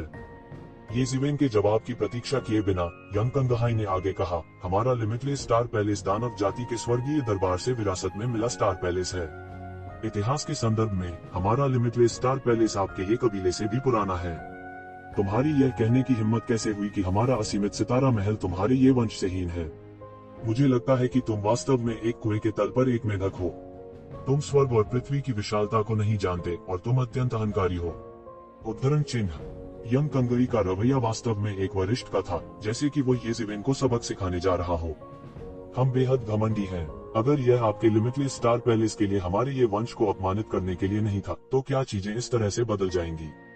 आप खुद से इसका कारण क्यों नहीं ढूंढते? येजिवेन एक ऐसा व्यक्ति कैसे हो सकता है जो अपमान को निगलने को तैयार था? मैंने सुना है कि तुम्हारी ताकत खराब नहीं है, लेकिन मैं अभी तुम्हें बताना चाहता हूँ कि मेरी तुलना में तुम कुछ भी नहीं हो। मैं तुम्हें बता दूंगा कि वहाँ हमेशा कोई न कोई तुमसे बेहतर होता है। जैसे ही यंग कंगहाई ने बात की, उसने तुरंत हमला कर दिया। उसके हाथ से अनंत तारों का प्रकाश फूट पड़ा। वह तारों का प्रकाश कानून की एक दिव्य श्रृंखला की तरह था, जो आकाश में घूम रहा था और लगातार आकाश को भेद रहा था। यदि यह इस तथ्य के लिए नहीं था कि पास के स्थान को स्पष्ट रूप से प्रबलित किया गया था, तो इस समय अंतरिक्ष शायद पूरी तरह से ढह गया होगा। एक बार उसने आक्रमण किया तो वह अत्यंत भयानक शक्ति थी। आकाशीय क्षेत्र के 8वें स्तर का शिखर अत्यंत भयानक था। बस एक कदम और वह दिव्य क्षेत्र के 9वें स्तर में कदम रख सकता है। कुछ लोगों को छोड़कर जो दिव्य क्षेत्र में कदम रख सकते थे, अधिकांश लोगों के लिए दिव्य क्षेत्र के 9वें स्तर पर कदम रखना पहले से ही सीमा थी। वह केवल कुछ 100 साल का था, लेकिन वह पहले से ही एक ऐसे क्षेत्र में पहुंच गया था जहां बहुत से लोग अपने जीवन काल में नहीं पहुंच सकते थे। उसके हाथ में तारों का प्रकाश कानून की एक दिव्य श्रृंखला में बदल गया, तुरंत पूरे आकाश में शून्य को सील कर दिया, जैसे कि वह येजिवेन को सील करने जा रहा हो। येशिवेन के छिपने के लिए कोई जगह नहीं थी। यहाँ तक अंतरिक्ष भी एक पल में बंद लग रहा था। येजिवेन के पास इस हथेली की भयानक तार की शक्ति को रोकने के लिए एक मुक्का मारने के अलावा और कोई चारा नहीं था। बूम! भयानक आवाज सुनाई दी। दोनों के बीच आदान प्रदान के बाद सीधे हलकों में बह गया। Dang dang dang! येजिवेन मौके पर पीछे हटती रही। भयावह तार की शक्ति उसके शरीर पर लगातार उबल रही थी। पूरे आकाश में तारों की रोशनी में बदल रही थी, मानो उसका विरोध करना असंभव था। उसके पैरों के नीचे की जमीन पूरी तरह से चकनाचूर हो गई थी। जैसे जैसे वह पीछे हटता गया, वह पाउडर के रास्ते पर बढ़ता गया। इतना मजबूत! येशिवेन ने आखिरकार अपने शरीर में खौलते खून को शांत किया और वह बेहद हैरान हुए बिना नहीं रह सका। यह यंग कंगई की ताकत वास्तव में अत्याचारी और भयानक थी। कोई आश्चर्य नहीं कि लिमिटलेस स्टार पैलेस के लोगों को उस पर इतना भरोसा था। यहाँ तक अगर वह चैंपियन नहीं था, तो शीर्ष 10 में प्रतिस्पर्धा करने के लिए यह पर्याप्त से अधिक था। और जब यंग कंगहाई ने देखा कि उसकी हथेली केवल येजिवेन को पीछे हटने के लिए मजबूर कर सकती है और उसे गंभीर रूप से घायल नहीं किया है, तो वह चकित हुए बिना नहीं रह सका। इस समय उन्होंने आखिरकार अपने 2 छोटे भाइयों और बहनों की बातों पर विश्वास कर लिया। यह येजिवेन वास्तव में कोई साधारण व्यक्ति नहीं थी। वह आमने सामने की लड़ाई में उनके साथ बराबरी पर लड़ने में सक्षम था। यह येजिवेन वास्तव में यंग कंगहाई के साथ बिना किसी नुकसानदेह स्थिति में आए लड़ सकती है। इतना मजबूत! यह कैसे संभव है? यंग कंगई के पास किस तरह की ताकत है? ये ज़िवेन वास्तव में सकुशल बाहर आ सकती है। मूल रूप से मैंने सोचा था कि 10वीं दुनिया के चैंपियन के रूप में ये ज़िवेन कमोबेश अपनी प्रतिष्ठा के अनुरूप थे। अब ऐसा लगता है कि ऐसा नहीं है। मुझे डर है कि उनकी ताकत भी सरल नहीं है। एक व्यक्ति जो 10वें क्षेत्र का चैंपियन बन सकता है, वह सरल कैसे हो सकता है? अचानक आसपास के 1 दर्जन से अधिक लोग चर्चा करने लगे। उसके पैरों के नीचे एक तारे की रोशनी टिमटिमा रही थी और वह एक शिवेन पर हमला करना जारी रखने वाला था। अचानक एक ठंडी तलवार आभा आकाश से गिरी और सीधे उसके सामने कील ठोक दी। उसने अचानक ऊपर देखा और देखा कि यह व्यक्ति कोई और नहीं बल्कि ये कियान था। दिलचस्प, आपका ये वंश वास्तव में दिलचस्प है। क्या आप भी मुझे उकसाना चाहते हैं? ये कियान, मैंने आपके बारे में सुना है। किंवदंती है कि आप एक प्राचीन देवी के अवतार हैं, लेकिन मैं आपको सलाह देता हूं कि मेरी निचली रेखा को चुनौती न दें।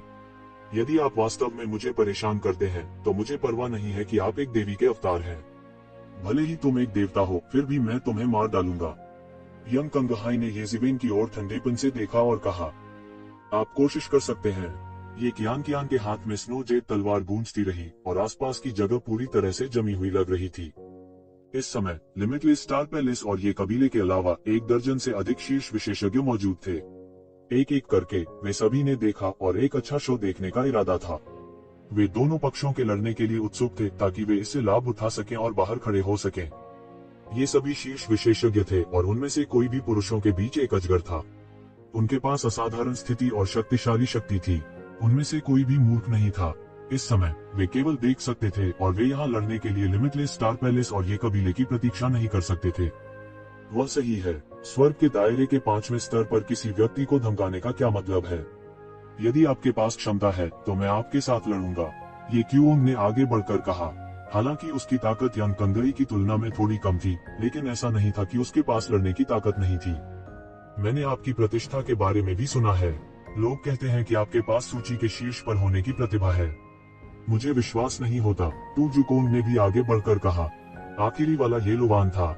हालांकि उसकी ये ज़िवेन के साथ गहरी दोस्ती नहीं थी, लेकिन इस समय यह हेक्लैन और लिमिटलेस स्टार पैलेस के बीच लड़ाई से संबंधित था। उसके पास स्वाभाविक रूप से पीछे हटने का कोई कारण नहीं था। बहुत दिलचस्प। आपको खुश होना चाहिए कि यह डेविल डोमेन नहीं है, अन्यथा तुम अपना सिर नहीं रख पाओगे। यंग कंगहाई ने अपने मुंह के कोने को थोड़ा ऊपर उठाते हुए कहा। आपको भी खुश होना चाहिए कि यह डेविल डोमेन नहीं है, अन्यथा आप अपना जीवन नहीं रख पाएंगे। तो ज़िवेन ने अपनी आंखें सिकोड़ ली और कहा। उनकी वर्तमान ताकत वास्तव में यंग कंगई की तुलना में थोड़ी कम थी, लेकिन अगर वे वास्तव में लड़े तो ऐसा नहीं था कि उनके पास इस यंग कंगई को मारने के लिए ट्रम्प कार्ड नहीं था। यह वास्तव में दिलचस्प है। हालांकि मुझे नहीं पता कि आपके पास क्या ट्रम्प कार्ड है। आप निश्चित रूप से मेरे विरोधी नहीं हैं, लेकिन इस बार मुझे आपके अनुचित व्यवहार की परवाह नहीं है। मैंने सुना है कि ये कून के साथ आप लोगों के संबंध अच्छे नहीं हैं। यंग कंगहाई ने कहा। अच्छी बात है। ये कून ने कई बार कहा है कि वह चैंपियनशिप जीतने के लिए मुझे हरा देंगे। वह वास्तव में अहंकारी है। तुम लोग भी ये कून के दुश्मन हो। फिर मैं तुम्हें मौका दूंगा। मेरे सामने समर्पण करो। उस समय मेरी मदद से तुम लोग ये कून को हरा सकते हो या मार भी सकते हो। ये कून के बिना आप लोगों के लिए ये कबीले के सिंहासन पर चढ़ना कोई समस्या नहीं होगी। यंग कंगहाई ने आत्मविश्वास से कहा। क्या आप चाहते हैं कि मैं आपके सामने आत्मसमर्पण कर दूं? ये शिवेन ने उसकी ओर देखा और कहा, हाँ, यह सही है। मेरा भाग्य में चैंपियन बनना तय है। भविष्य में मैं इंपीरियल कोर्ट में भी एक बड़ा शॉट बनूंगा। यदि तुम मेरी शरण में जाओगे तो तुम्हें निश्चित रूप से लाभ होगा। कोई नुकसान नहीं है। यंग कंगहाई ने आत्मविश्वास से कहा। मुझे लगता है कि तुम अपना दिमाग खो चुके हो। तुम वास्तव में चाहते हो कि मैं तुम्हारे सामने आत्मसमर्पण कर दूं? ये ज़िवेन ने अचानक मुस्कुराते हुए कहा। क्या आप जानते हैं कि आखिरी व्यक्ति का क्या हुआ जिसने मुझसे यह कहा? तो आप सहमत नहीं हैं? यंग कंगहाई ने अपनी आंखें सिकोड़ ली और ये शिवेन की ओर ठंडेपन से देखा। तो तुम सहमत नहीं हो? यंग कंगई ने अपनी आंखें सिकोड़ ली और ये ज़िवेन की ओर ठंडेपन से देखा। क्या आपको लगता है कि मैं सहमत हो जाऊंगा? क्या आपको लगता है कि आप एक भगवान हैं? लोगों को इतनी आसानी से आपसे जुड़ने के लिए कह रहे हैं। मैं वास्तव में नहीं जानता कि आप क्या सोच रहे हैं। ये ज़िवेन ने उपहास किया और कहा। उसने यंग कंगहाई पर भरोसा करने के बारे में तब तक नहीं सोचा था जब तक कि वह अपना दिमाग खो न दे और पागल न हो जाए। अच्छा, आपका ये परिवार वास्तव में दिलचस्प है। यंग कंगई का चेहरा आखिरकार नीचे की ओर खींच गया और वह अब अपनी पिछली शांत मुद्रा को बनाए नहीं रख सका। सबसे पहले उसने केवल यक्षवेन को पहले एक सबक सिखाने की योजना बनाई, ये दिखाने के लिए कि वह कितना शक्तिशाली था, और फिर उसे लाभ का वादा किया। उनकी राय में यज़वेन उस समय आज्ञाकारी रूप से आत्मसमर्पण कर देगी। एक हाथ में छड़ी और दूसरे हाथ में गाजर पकड़ना उत्तम था। कौन जानता था कि यक्षवेन की तरफ से यह बेकार होगा। इसके विपरीत यक्षवेन ने उसका उपहास भी उड़ाया था। वह बस पागल था। वह जो हमेशा अहंकारी और अहंकारी रहा है, यह कैसे स्वीकार कर सकता है। दिलचस्प। मुझे लगता है कि आपका लिमिटलेस स्टार पैलेस दिलचस्प है। आपको क्या लगता है कि हमारा ये परिवार क्या है? वे व्यक्तिगत कृषक। आपकी इच्छा से उन्हें धमकाया जा सकता है, लेकिन वास्तव में आप चाहते हैं कि हम आपके साथ शामिल हों। क्या आपको पता है कि इसका क्या अर्थ है? तुम पागल हो। ये ज़ुकोंग ने भी स्पष्ट रूप से आलोचना की, जिसने यंग कंगई के रंग को और भी भद्दा बना दिया। उसने अपने दांत पीस लिए और यक्षवेन को देखा जैसे उसका सारा अपमान यक्षवेन के कारण हुआ हो। लेकिन उसने कोई चाल नहीं चली। अभी अभी की लड़ाई से हालांकि यज़वेन उसका विरोधी नहीं था, लेकिन उसकी युद्ध शक्ति आम लोगों की कल्पना से थोड़ी परे थी। विशाल अंडा आकाशीय क्षेत्र के 8वें स्तर के आकाओं के साथ प्रतिस्पर्धा कर सकता था, और ये ऐसा कुछ नहीं था जिसे थोड़े समय में यक्षवेन को नीचे गिराने के लिए किया जा सकता था। और उसके बगल में ये क्यूओंग, ये लुवान, ये कियान, ये जुकोंग और अन्य थे। उनमें से किसी से भी निपटना आसान नहीं था। संयोग से यहाँ कौन आ सकता था, उसे कमजोर समझा जाता था। वे मानव कबीले की युवा पीढ़ी के शीर्ष 100 थे, इसलिए स्वाभाविक रूप से उन्हें ढूंढना आसान नहीं था। इस समय ये परिवार के पास अधिक योग्य लोग थे, जिसने अपना लाभ दिखाया। इससे कोई फर्क नहीं पड़ता कि आपने इसे कैसे देखा, ये परिवार में और भी लोग थे। हालांकि उनके पास जीतने का कोई मौका नहीं था। अंत में उन्हें डर था कि यह एक ऐसी स्थिति होगी जहां दोनों पक्षों को नुकसान होगा। उस समय केवल दूसरे लोग ही लाभान्वित हो सकते थे, और इसका उनसे कोई लेना देना नहीं होगा। इससे उन्हें वापस पकड़ने की संभावना है। उसकी आंखें एक अशुभ चमक से टिमटिमाऊ थीं। ऐसा लग रहा था मानो ब्रह्मांड उनकी आंखों में पैदा हो रहा है और नष्ट हो रहा है। उसकी आंखें अतुलनीय रूप से गहरी थीं। वो यक्षवेन को मारने के लिए और इंतजार नहीं कर सकता था। अच्छा, बहुत अच्छा। मैं देखना चाहता हूँ कि आप कितने समय तक टिक सकते हैं। जब हम फिर से दानव आयाम में मिलेंगे तो मुझे असभ्य होने के लिए दोष मत दो। यंग कांग हाई ने ठंडेपन से कहा। उसने अपने चेहरे पर एक असाधारण घृणास्पद नजर के साथ यक्षवेन को देखा। यज़वेन के इनकार ने उसके सामने अपना चेहरा खो दिया। अन्य हालांकि उन्होंने कभी इस बात पर विचार नहीं किया कि उनका अनुरोध उचित था या नहीं। उनके दृष्टिकोण से यह पहले से ही ये क्लान के युवाओं की देखभाल कर रहा था। उसके बिना वे ये कून के विरोधी नहीं होंगे। अंत में वे सभी ये कून के हाथों मरेंगे। तो आप बेहतर प्रार्थना करेंगे कि आप मेरे सामने न आए। यज़वेन की आंखें मारने के इरादे से टिमटिमा रही थी। मूल रूप से उसका इतना मजबूत हत्या का इरादा नहीं था। हालांकि इस यंग कांग हाई ने वास्तव में उसे इतनी गंभीरता से धमकी दी थी। इससे वह तुरंत सतर्क हो गया। खतरे के सामने उसकी एकमात्र नीति और तरीका पालने में उसका गला घोंट देना था। चूंकि यह यंग कांग हाई नहीं जानता था कि उसके लिए क्या अच्छा है, तो उसे एक चाल चलने के लिए दोष न दे। इस समय ये क्योंग, ये कियान, यज़वेन और अन्य लोगों ने यज़वेन की अभिव्यक्ति को देखा और अचानक समझने लगे। उन्होंने लंबे समय से यक्षवेन के अहंकार और अराजकता का अनुभव किया था। अगर कोई उसे उकसाता नहीं तो ठीक था, हालांकि अगर कोई अंधा था और उसे उकसाया तो बात खत्म हो जाएगी। वह दूसरी पार्टी को मार डालेगा। इस यंग कांग हाई ने स्पष्ट रूप से यक्षवेन के गुस्से को भड़काया था। जाहिर है यक्षवेन ने यक्षवेन की पिछली धमकी सुन ली थी। यज़वेन ने शाही कबीले के दरबार में घुसने का भी साहस किया। उसने ये जेनमो का आमने सामने सामना करने का साहस भी किया। उसने ये जेनमो के आत्मा अवतार को भी नष्ट कर दिया। यज़वेन को बोल्ड कहा जा सकता है। इसके बारे में इतना अच्छा क्या है? यदि यक्षवेन वास्तव में यंग कांग हाई से भिड़ गई तो अंतिम परिणाम अप्रत्याशित होगा। जिद्दी होने से क्या फायदा? जहां तक मुझे पता है, इस बार ये कून निश्चित रूप से आपको आसानी से जाने नहीं देंगे। यदि आपके पास मेरी सहायता नहीं है तो आप निश्चित रूप से ये कून के पीछा से बच नहीं पाएंगे। यंग कांग हाई ने उदासीनता से कहा। उसने यक्षवेन की धमकी को गंभीरता से नहीं लिया। तो चलो इंतजार करते हैं और देखते हैं। तुम्हें इसके बारे में बिल्कुल भी चिंता करने की जरूरत नहीं है, यज़वेन ने उदासीनता से कहा। अचानक जैसे ही दोनों बात करना जारी रखने वाले थे, आकाश में गड़गड़ाहट की आवाज सुनाई दी। तैरते हुए महाद्वीप पर विभिन्न सरनियां भी एक के बाद एक सक्रिय हो गईं। एक बड़ी दरार फटी हुई थी और एक मजबूत शैतानी आभा निकल रही थी। दरार में कई अत्याचारी आकृतियां दौड़ी। यंग कंगई ने भी सीधे दरार में कदम रखा। वो यक्षवेन के साथ बिल्कुल भी समय बर्बाद नहीं करना चाहता था। यह अंकों के लिए एक प्रतियोगिता थी। अगर वो यज़वेन की वजह से हार गया तो यह एक ऐसा नुकसान होगा जो लाभ से अधिक होगा। फिर लिमिटलेस स्टार पैलेस के लोगों के समूह ने भी तेजी से दरार में कदम रखा। पलक झपकते ही 20 लोग लगभग निकल चुके थे। केवल ये कबीले के लोग ही बचे थे। हर कोई, जब आप डेविल डोमेन में प्रवेश करते हैं तो सावधान रहें, अपने आप को मजबूर न करें। ये क्यूओंग ने याद दिलाया। यदि यह संभव है तो हम सेना में शामिल होने का एक रास्ता खोज लेंगे। यह अकेले लड़ने से कहीं बेहतर है, ये जुकोंग ने कहा। सभी ने सिर हिलाया। फिर कुछ दरारें खुल गईं। ये क्योंग, ये कियान और ये जुकोंग ने एक के बाद एक कदम रखा। गड़गड़ाहट, शून्य में एक और दरार फटी हुई थी। ये जिवेन ने सीधे इस दरार में कदम रखा। उसने अचानक अंतरिक्ष की शक्ति को अपने शरीर को फाड़ते हुए महसूस किया, जैसे कि वह एक पल में अलग होने जा रहा हो। यह अभी भी एक साधारण ट्रांसमिशन एरे का उपयोग करने से बहुत अलग था। साधारण संचरण सरणियों का एक निश्चित गंतव्य था, लेकिन इस संचरण सरणी का कोई निश्चित गंतव्य नहीं था, इसलिए यह बहुत अस्थिर भी था। यदि यह इस तथ्य के लिए नहीं होता कि आकाशीय क्षेत्र के योद्धाओं को अंतरिक्ष की बेहतर समझ थी, तो वे बिल्कुल विरोध करने में सक्षम नहीं हो सकते थे और सीधे अलग हो सकते थे। ये जिवेन डेविल वर्ल्ड के दूसरी तरफ पहुंची और अचानक शैतानी हवा का एक झोंका महसूस किया। ऐसा लग रहा था जैसे कोई तेज ब्लेड उसके शरीर को काट रहा हो और उसकी त्वचा को काटते समय पिंग पैंग की आवाज सुनाई दी। यह एक राक्षस भूमि थी। सामान्य लोगों के लिए जीवित रहना बिल्कुल भी उपयुक्त नहीं था। हालांकि यह इस खराब वातावरण के कारण ही था कि दानव जाति इतने सारे स्वामी पैदा कर सकी। तथाकथित बंजर पहाड़ और अनियंत्रित नदियों ने अनियंत्रित लोगों को पैदा किया। ये शिवेन को नहीं पता था कि उसे कहां भेजा गया था। उसने सूची खोली और उसे देखा। मेरे भगवान, वहां सैकड़ों लोग थे। इतने कम समय में ये जिवेन पहले ही पीछे छूट चुकी थी।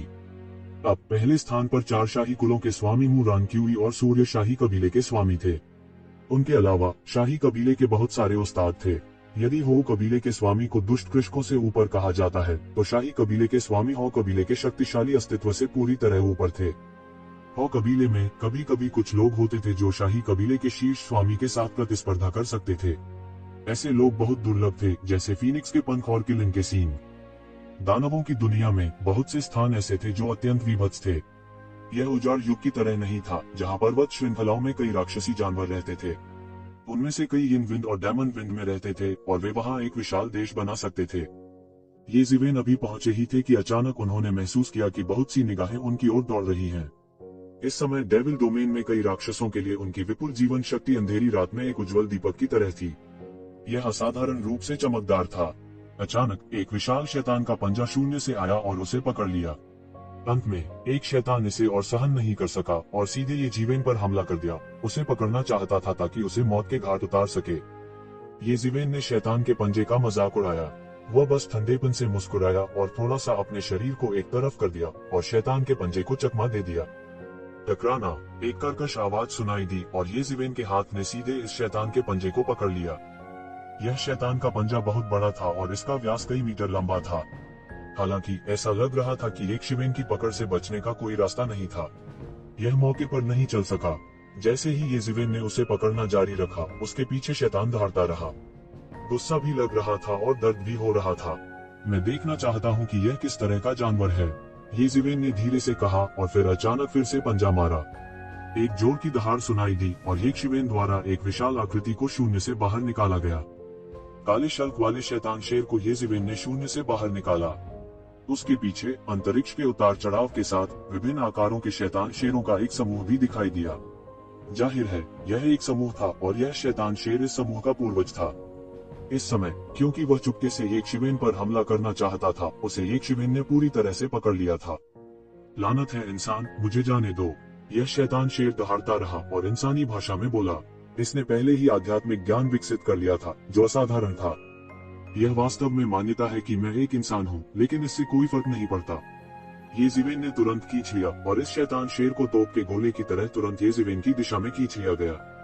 फूश, एक जोर से हवा को चीर देने वाली आवाज सुनाई दी और शेर को एक शिवेन ने पकड़ लिया। फिर उसकी विशाल आकृति एक शिवेन की ओर उड़ी। टकराना, ये जिवेन ने शैतान शेर की ओर एक मुक्का मारा, जिसने अपना मुंह चौड़ा कर लिया था और एक काटने में ये जिवेन को काटना चाहता था। बूम, पूरे शैतान शेर के सिर को ये जिवेन ने लाल और सफेद मलबे के ढेर में उड़ा दिया, जो पूरे आसमान में फैल गया। जैसे ही ये जिवेन ने डेविल लान के पूर्वज को मौत के घाट उतार दिया, उसके पीछे बच्चे और पोते बेचैन होने लगे। ये जिवेन ने अपने शरीर पर स्को मशीन की जांच की। उनके नाम पर 100 अतिरिक्त अंक थे। डेविल लान पूर्वज अभी अभी आकाशीय क्षेत्र के छठे स्तर पर एक राक्षसी प्राणी था। उनका स्कोर बहुत अधिक नहीं था, लेकिन फिर भी यह खराब नहीं था। उसने फिर से रैंकिंग देखी। इस समय वह केवल 50 के दशक में रैंक किया गया था। सूची के शीर्ष पर कुछ लोगों के पास 1000 अंक थे। दूसरे शब्दों में, उनमें से प्रत्येक ने आकाशीय क्षेत्र के 7वें स्तर पर एक भयानक विशेषज्ञ को तब मार डाला था जब वे अभी अभी दाखिल हुए थे। इसलिए उनका स्कोर एक शिवेन के स्कोर से 10 गुना अधिक था। डेविल लान पूर्वज की दुखद मौत से उनके बच्चे और पोते बेचैन थे। फिर जानवरों की दहाड़ के बीच वे तितर बितर हो गए और बचना चाहते थे। ये शिवेन स्वाभाविक रूप से उन्हें भागने नहीं देगी। हालांकि ये बिंदु बहुत अधिक नहीं थे, यह कुछ भी नहीं से बेहतर था। डेविल लान पूर्वज के बिना अन्य राक्षसी शेर ये जिवेन के विरोधी बिल्कुल भी नहीं थे। वे ये शिवेन को रोक भी नहीं सके। जब तक ये जिवेन ने उन सभी का वध किया, उसने पाया कि उसका स्कोर पहले ही 223 अंकों तक पहुंच चुका था। इस समय फिर से रैंकिंग को देखते हुए न केवल उनकी रैंकिंग में सुधार नहीं हुआ, बल्कि कुछ कदम पीछे हटकर सीधे शीर्ष 60 से बाहर हो गए।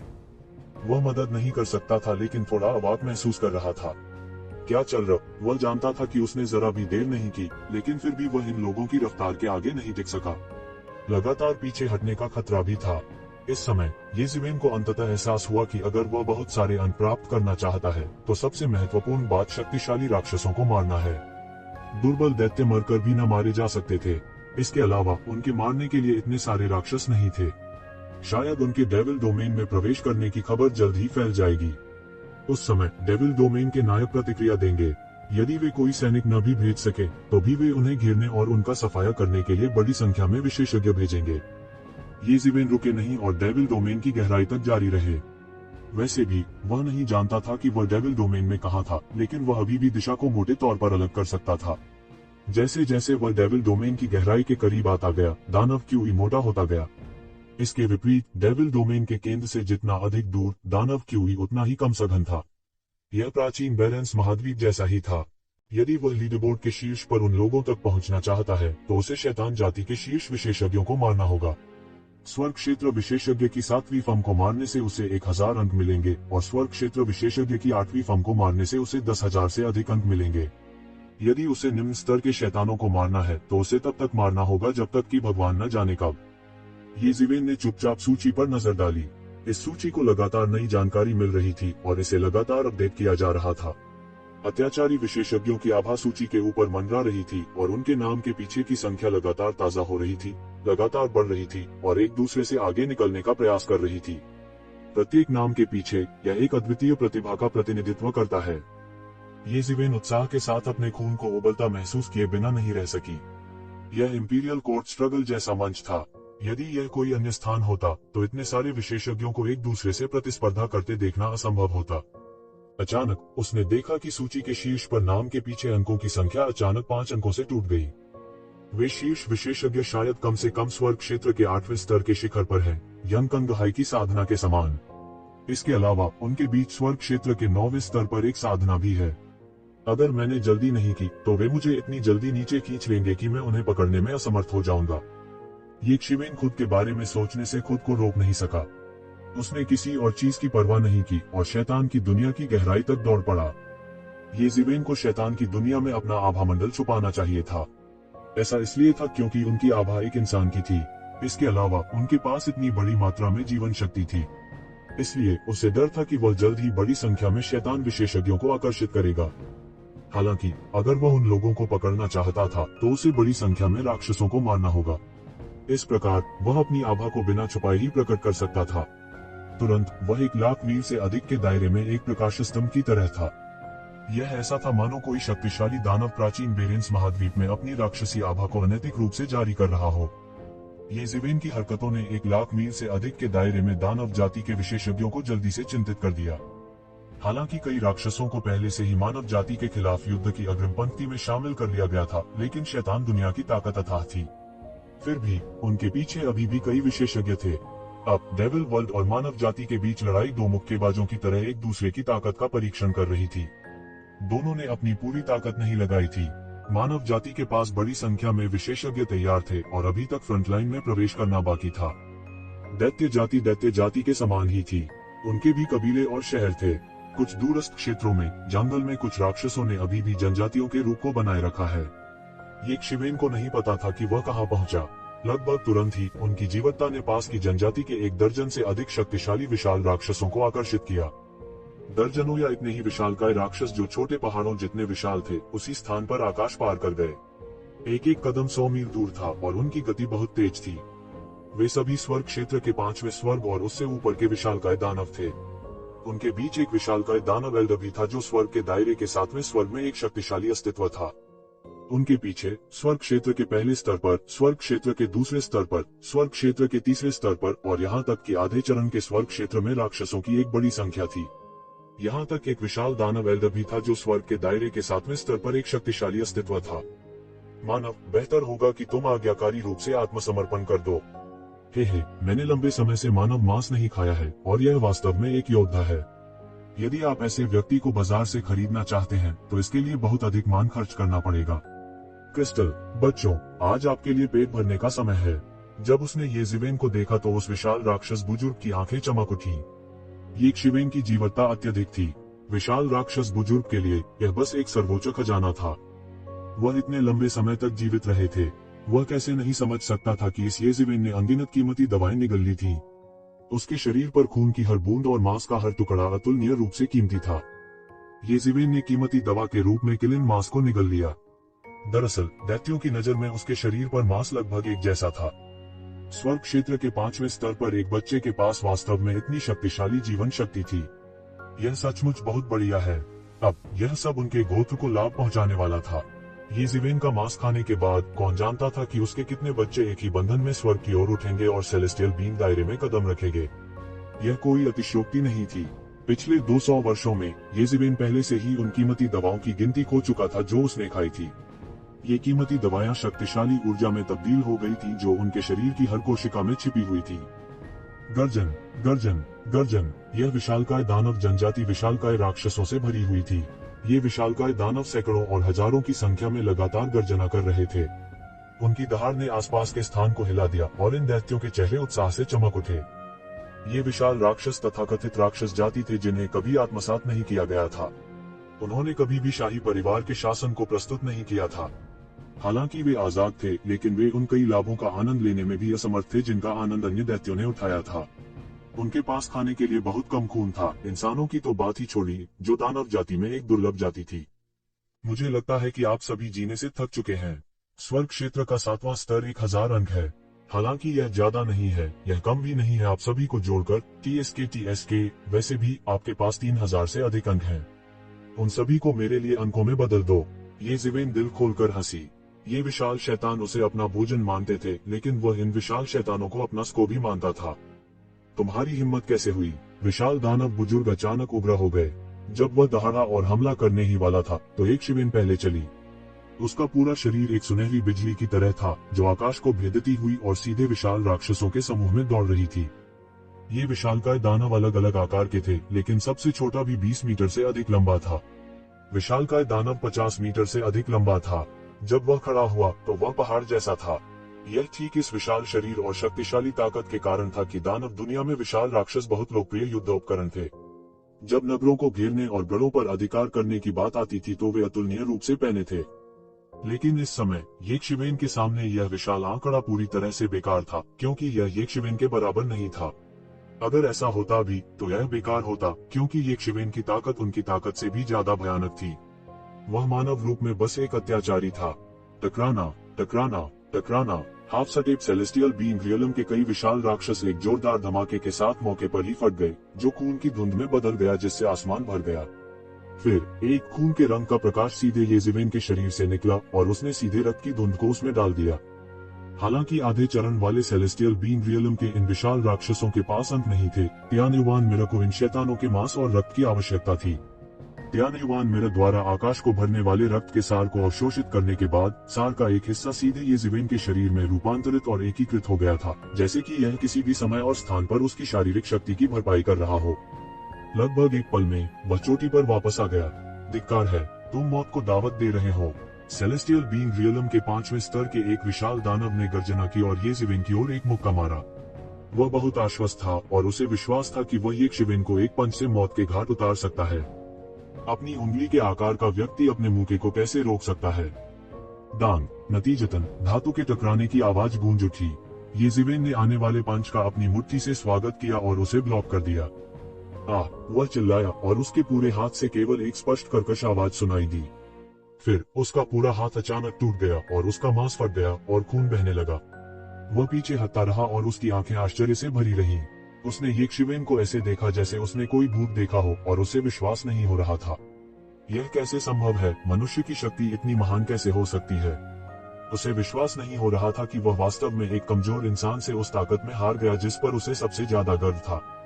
अगर किसी ने उन्हें यह पहले बताया होता तो उन्हें विश्वास नहीं होता। ताकत के मामले में एक इंसान विशालकाय दानव कबीले के साथ कैसे प्रतिस्पर्धा कर सकता है? विशाल दानव कबीले की शक्ति यहाँ तक डेविल डोमेन में भी प्रसिद्ध थी।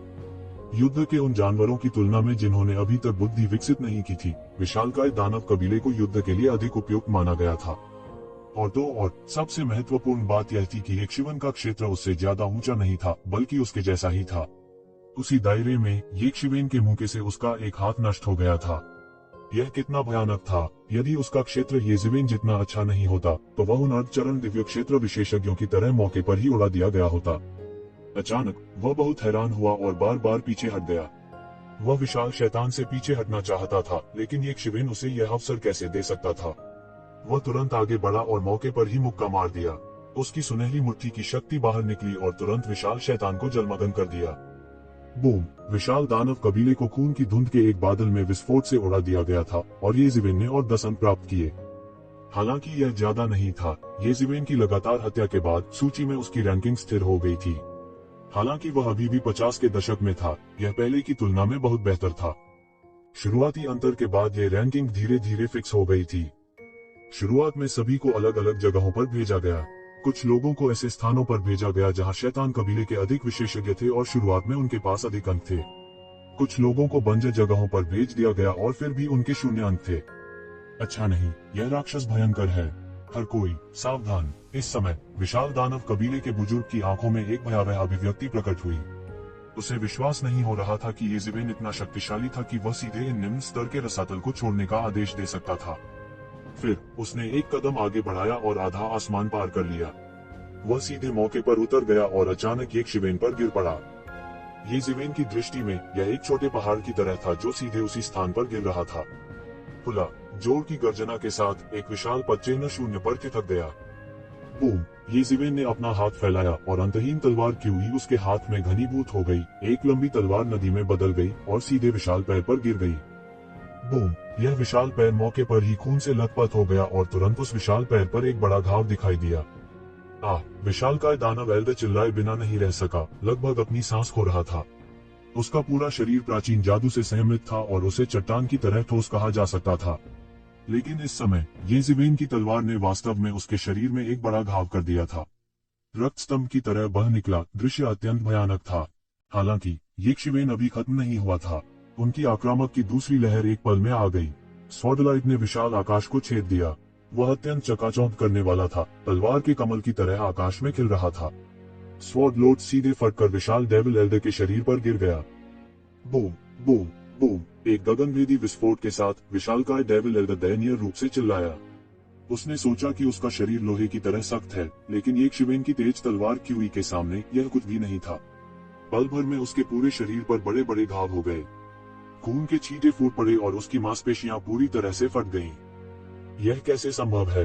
यह किस प्रकार का राक्षस है? उसने येशिवेन को डरावनी दृष्टि से देखा। इस समय उनका हृदय पश्चाताप से भर गया। उसने आखिरकार अपना संयम वापस पा लिया। यह बस एक भयानक शातिर जानवर था जिसने इंसान की खाल पहन रखी थी। यदि वह अकेले ही डेविल वर्ल्ड में सेंध लगाने का साहस करता है तो वह ऐसा करने की क्षमता कैसे नहीं रख सकता था? जब तक उन्होंने प्रतिक्रिया व्यक्त की तब तक बहुत देर हो चुकी थी। येशिवेन की गति और भी तेज थी। उसके सामने जायंट डेविल एल्डर बिल्कुल भी मैच नहीं था। केवल 2 या 3 चालों में वापस लड़ने की ताकत के बिना उसे पूरी तरह से दबा दिया गया। येशिवेन की तलवार की रोशनी स्वर्ग को झकझोर देने वाले झरने में बदल गई जो कट गया। मेरे लिए मरो, डांग! जायंट डेविल एल्डर ने बड़ी मुश्किल से इस स्वर्ग को हिला देने वाले झरने को रोकने के लिए अपने बोन क्लब का उपयोग करते हुए जल्दी से अपना हाथ उठाया। पफ! वह पहले ही येशिवेन द्वारा बार बार घायल किया जा चुका था। अब इस टक्कर के बाद उन्हें अपने शरीर में अचानक बिजली का झटका महसूस हुआ। उसने तुरंत मुंह से खून निकाला और उसके अंगूठे और तर्जनी के बीच का जाला पूरी तरह से फट गया। थम थम थम, उनकी विशाल आकृति बार बार शून्य में पीछे हट गई। उसे अपने कदमों को रोकने में काफी समय लगा। अन्य दैत्य भी हक्का बक्का रह गए। उन्हें विश्वास नहीं हो रहा था।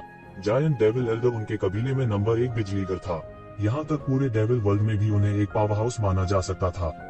लेकिन अब इस छोटे से इंसान के सामने वास्तव में उसके पास वापस लड़ने की ताकत नहीं थी। यह कहा जा सकता है कि उसे बार बार पीटा जा रहा था। इस समय इन धीमी सोच वाले विशालकाय डेविल्स को आखिरकार समझ में आ गया कि चेतावनी से इसका क्या मतलब है। यह एकमात्र कारक नहीं है जो किसी की ताकत को निर्धारित करता है। वे जायंट डेविल ट्राइब में पले बढ़े। यहाँ एक विशालकाय शैतान की ताकत का मूल्यांकन करने का एकमात्र मानक उनके शरीर का आकार था। उनके शरीर का आकार जितना बड़ा था, वे उतने ही शक्तिशाली थे। विशाल शैतान जनजाति में समूह का सबसे मजबूत विशेषज्ञ भी सबसे शक्तिशाली अस्तित्व था।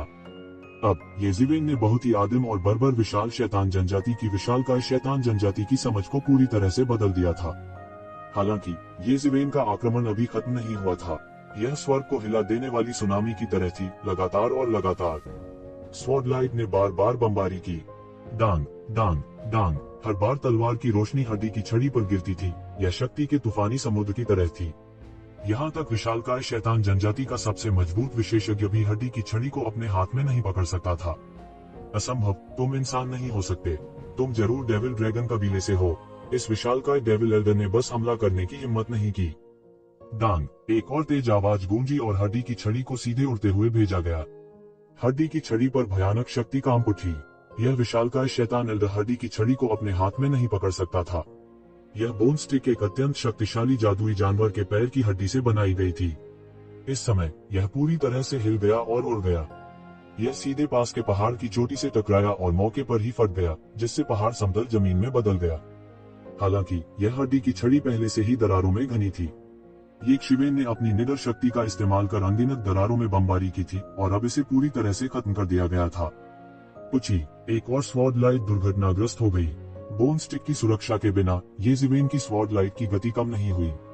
यह विशालकाय डेविल एल्डर के शरीर पर आभा क्यूई के माध्यम से सीधे टूट गया और सीधे उसके शरीर को काट दिया। मौके पर ही जायंट डेविल एल्डर को 2 हिस्सों में काट दिया गया। अभी उसका शरीर जमीन पर गिरा भी नहीं था कि त्यानयुवान के दर्पण की रक्तरंजित रोशनी उसमें समा गई। येजिवेन का स्कोर अचानक 1000 अंकों से अधिक बढ़ गया। उनकी रैंकिंग में अचानक 1 दर्जन से अधिक स्थानों का उछाल आया। हालांकि इस तरह के उतार चढ़ाव पूरी रैंकिंग सूची में बहुत सामान्य थे। यह अभी पूरी तरह से स्थिर नहीं हुआ था। समय समय पर लोगों को 1 दर्जन से अधिक स्थानों से सीधे कूदते हुए देखा जा सकता था। हालांकि शीर्ष 10 या 20 लोगों की रैंकिंग लगभग कभी नहीं बदली थी। लगभग हर अब और फिर उनके स्कोर बदल जाएंगे। ये असली ताकतवर थे और उनमें से येजिवेन ने एक जाना पहचाना नाम येकून भी देखा। येकून 15वें स्थान पर थे। वह एकमात्र ये कबीले सदस्य भी थे जिन्होंने शीर्ष 20 में प्रवेश किया था। उसका वर्तमान स्कोर येजिवेन के स्कोर से कई हजार अंक अधिक था। जाहिर है उसने आकाशीय क्षेत्र की 7वीं स्वर्गीय परत के कई स्वामी के भी सिर काट दिए थे। हालांकि येकून की ताकत के बावजूद वह अभी भी शीर्ष 10 में प्रवेश नहीं कर सका। यह देखा जा सकता था कि शीर्ष 10 लोग कितने अत्याचारी थे। येजिवेन ने यह भी अनुमान लगाया कि वे पहले से ही दिव्य क्षेत्र की 9वीं स्वर्गीय परत में प्रवेश कर चुके होंगे। केवल इस तरह से वे येकून को पूरी तरह से दबा सकते थे। और शीर्ष 20 में येजिवेन ने एक और जाना पहचाना नाम यंग कांगहे भी देखा। उन्हें 12वीं रैंक मिली थी। वह इतना आश्वस्त था कि उसकी रैंकिंग वास्तव में येकून की रैंकिंग से अधिक थी। हालांकि कुल स्कोर केवल कुछ 100 अंक अधिक था। लेकिन जिस बात ने उन्हें सबसे ज्यादा हैरान किया वह यह थी कि उन्होंने कभी भी शीर्ष 10 में फावुशून का नाम देखने की उम्मीद नहीं की थी। हालांकि वह सिर्फ 10वें स्थान से ऊपर लटक रहा था, लेकिन अपनी उम्र के साथ वह वास्तव में शीर्ष 10 में प्रवेश करने के लिए यंग कांगहे, येकून और अन्य को दबाने में सक्षम था। ये कुछ ऐसा था जिसकी येजिवेन ने कभी उम्मीद नहीं की थी। युवा उस्तादों में फावुशून की रैंकिंग बहुत आगे कही जा सकती है। कुछ लोगों को छोड़कर उसके और अधिकांश लोगों के बीच की खाई और बड़ी होती जा रही थी। इसके विपरीत येजिवेन, येकियान, येजुकोन और अन्य जो मूल रूप से उच्च स्थान पर नहीं थे, वास्तव में सूची के समायोजन के बाद शीर्ष 10 में प्रवेश कर गए। उनके सामने बहुत से लोग नहीं थे और मूल शीर्ष 10 लोगों को भी उनके द्वारा हिडन ड्रैगन सूची से नीचे धकेल दिया गया था। फिर भी शीर्ष के कुछ लोग फावुशून अभी भी अजेय थे। लीहा, महासागर सम्राट और अन्य अभी भी बहुत आगे थे और युवा पीढ़ी के शीर्ष स्वामी के साथ प्रतिस्पर्धा भी कर सकते थे। हालांकि ये जिवेन और फावुशुंग दोनों हिडन ड्रैगन सूची के शीर्ष 10 में स्थान पर थे, लेकिन उनकी ताकत के बीच का अंतर कम नहीं हुआ था। हालांकि ये जिवेन ने 10वें राउंड की चैंपियनशिप जीत ली थी, लेकिन फावुशुंग को स्पष्ट रूप से मानव जाति की युवा पीढ़ी के शीर्ष 10 में स्थान दिया गया था। वो ये शिवेन से भी अधिक अत्याचारी था। ये जुकोंग और ये कियांग जो ये जिवेन से भी ऊंचे स्थान पर थे, युवा पीढ़ी के बीच सबसे चकाचौंध करने वाले अद्वितीय प्रतिभाशाली व्यक्ति थे। किसी की हिम्मत नहीं हुई कि उनकी तरफ देखे, लेकिन इस स्थान पर जहां युवा पीढ़ी के सभी अद्वितीय प्रतिभाएं एकत्र हुए, उनका प्रकाश तुरंत छाया हुआ था। अभी वे केवल 70वें या 80वें स्थान पर थे। वे नीचे नहीं थे, लेकिन केवल निचले मध्य में कहा जा सकता था। यह कहा जाना चाहिए कि उन्होंने बहुत जल्दी भाग लिया था। अगर यह अगली बार होता तो उनकी ताकत और प्रतिभा के साथ उनके लिए पहले स्थान के लिए प्रतिस्पर्धा करना बिल्कुल संभव था। यहाँ तक ये जिवेन भी वही थी, इसलिए बहुत से लोगों ने महसूस किया कि यह उनके लिए दया की बात है। लेकिन ये जिवेन के पास कोई विकल्प नहीं था। उसके पास इस समय भाग लेने का एक कारण था, और वह कुछ 100 वर्षों में अगली इंपीरियल कोर्ट प्रतियोगिता की प्रतीक्षा नहीं कर सकता था। ये जिवेन का दिमाग एक पल में हजारों बार घूम गया, लेकिन उसके हाथ में तलवार बिल्कुल भी नहीं रुकी। उसने शेष दैत्यों का सीधा वध कर दिया। हालांकि वे सभी दिशाओं में भाग गए, चाहे वे कितने ही तेज क्यों न हो। वे एक शिवेन से तेज कैसे हो सकते हैं? वे बिल्कुल भी बच नहीं सके, और सभी को ये जिवेन ने मौके पर ही मार डाला। इस समय सबसे अधिक चर्चा स्वाभाविक रूप से रैंकिंग सूची के शीर्ष पर मास्टर्स की थी।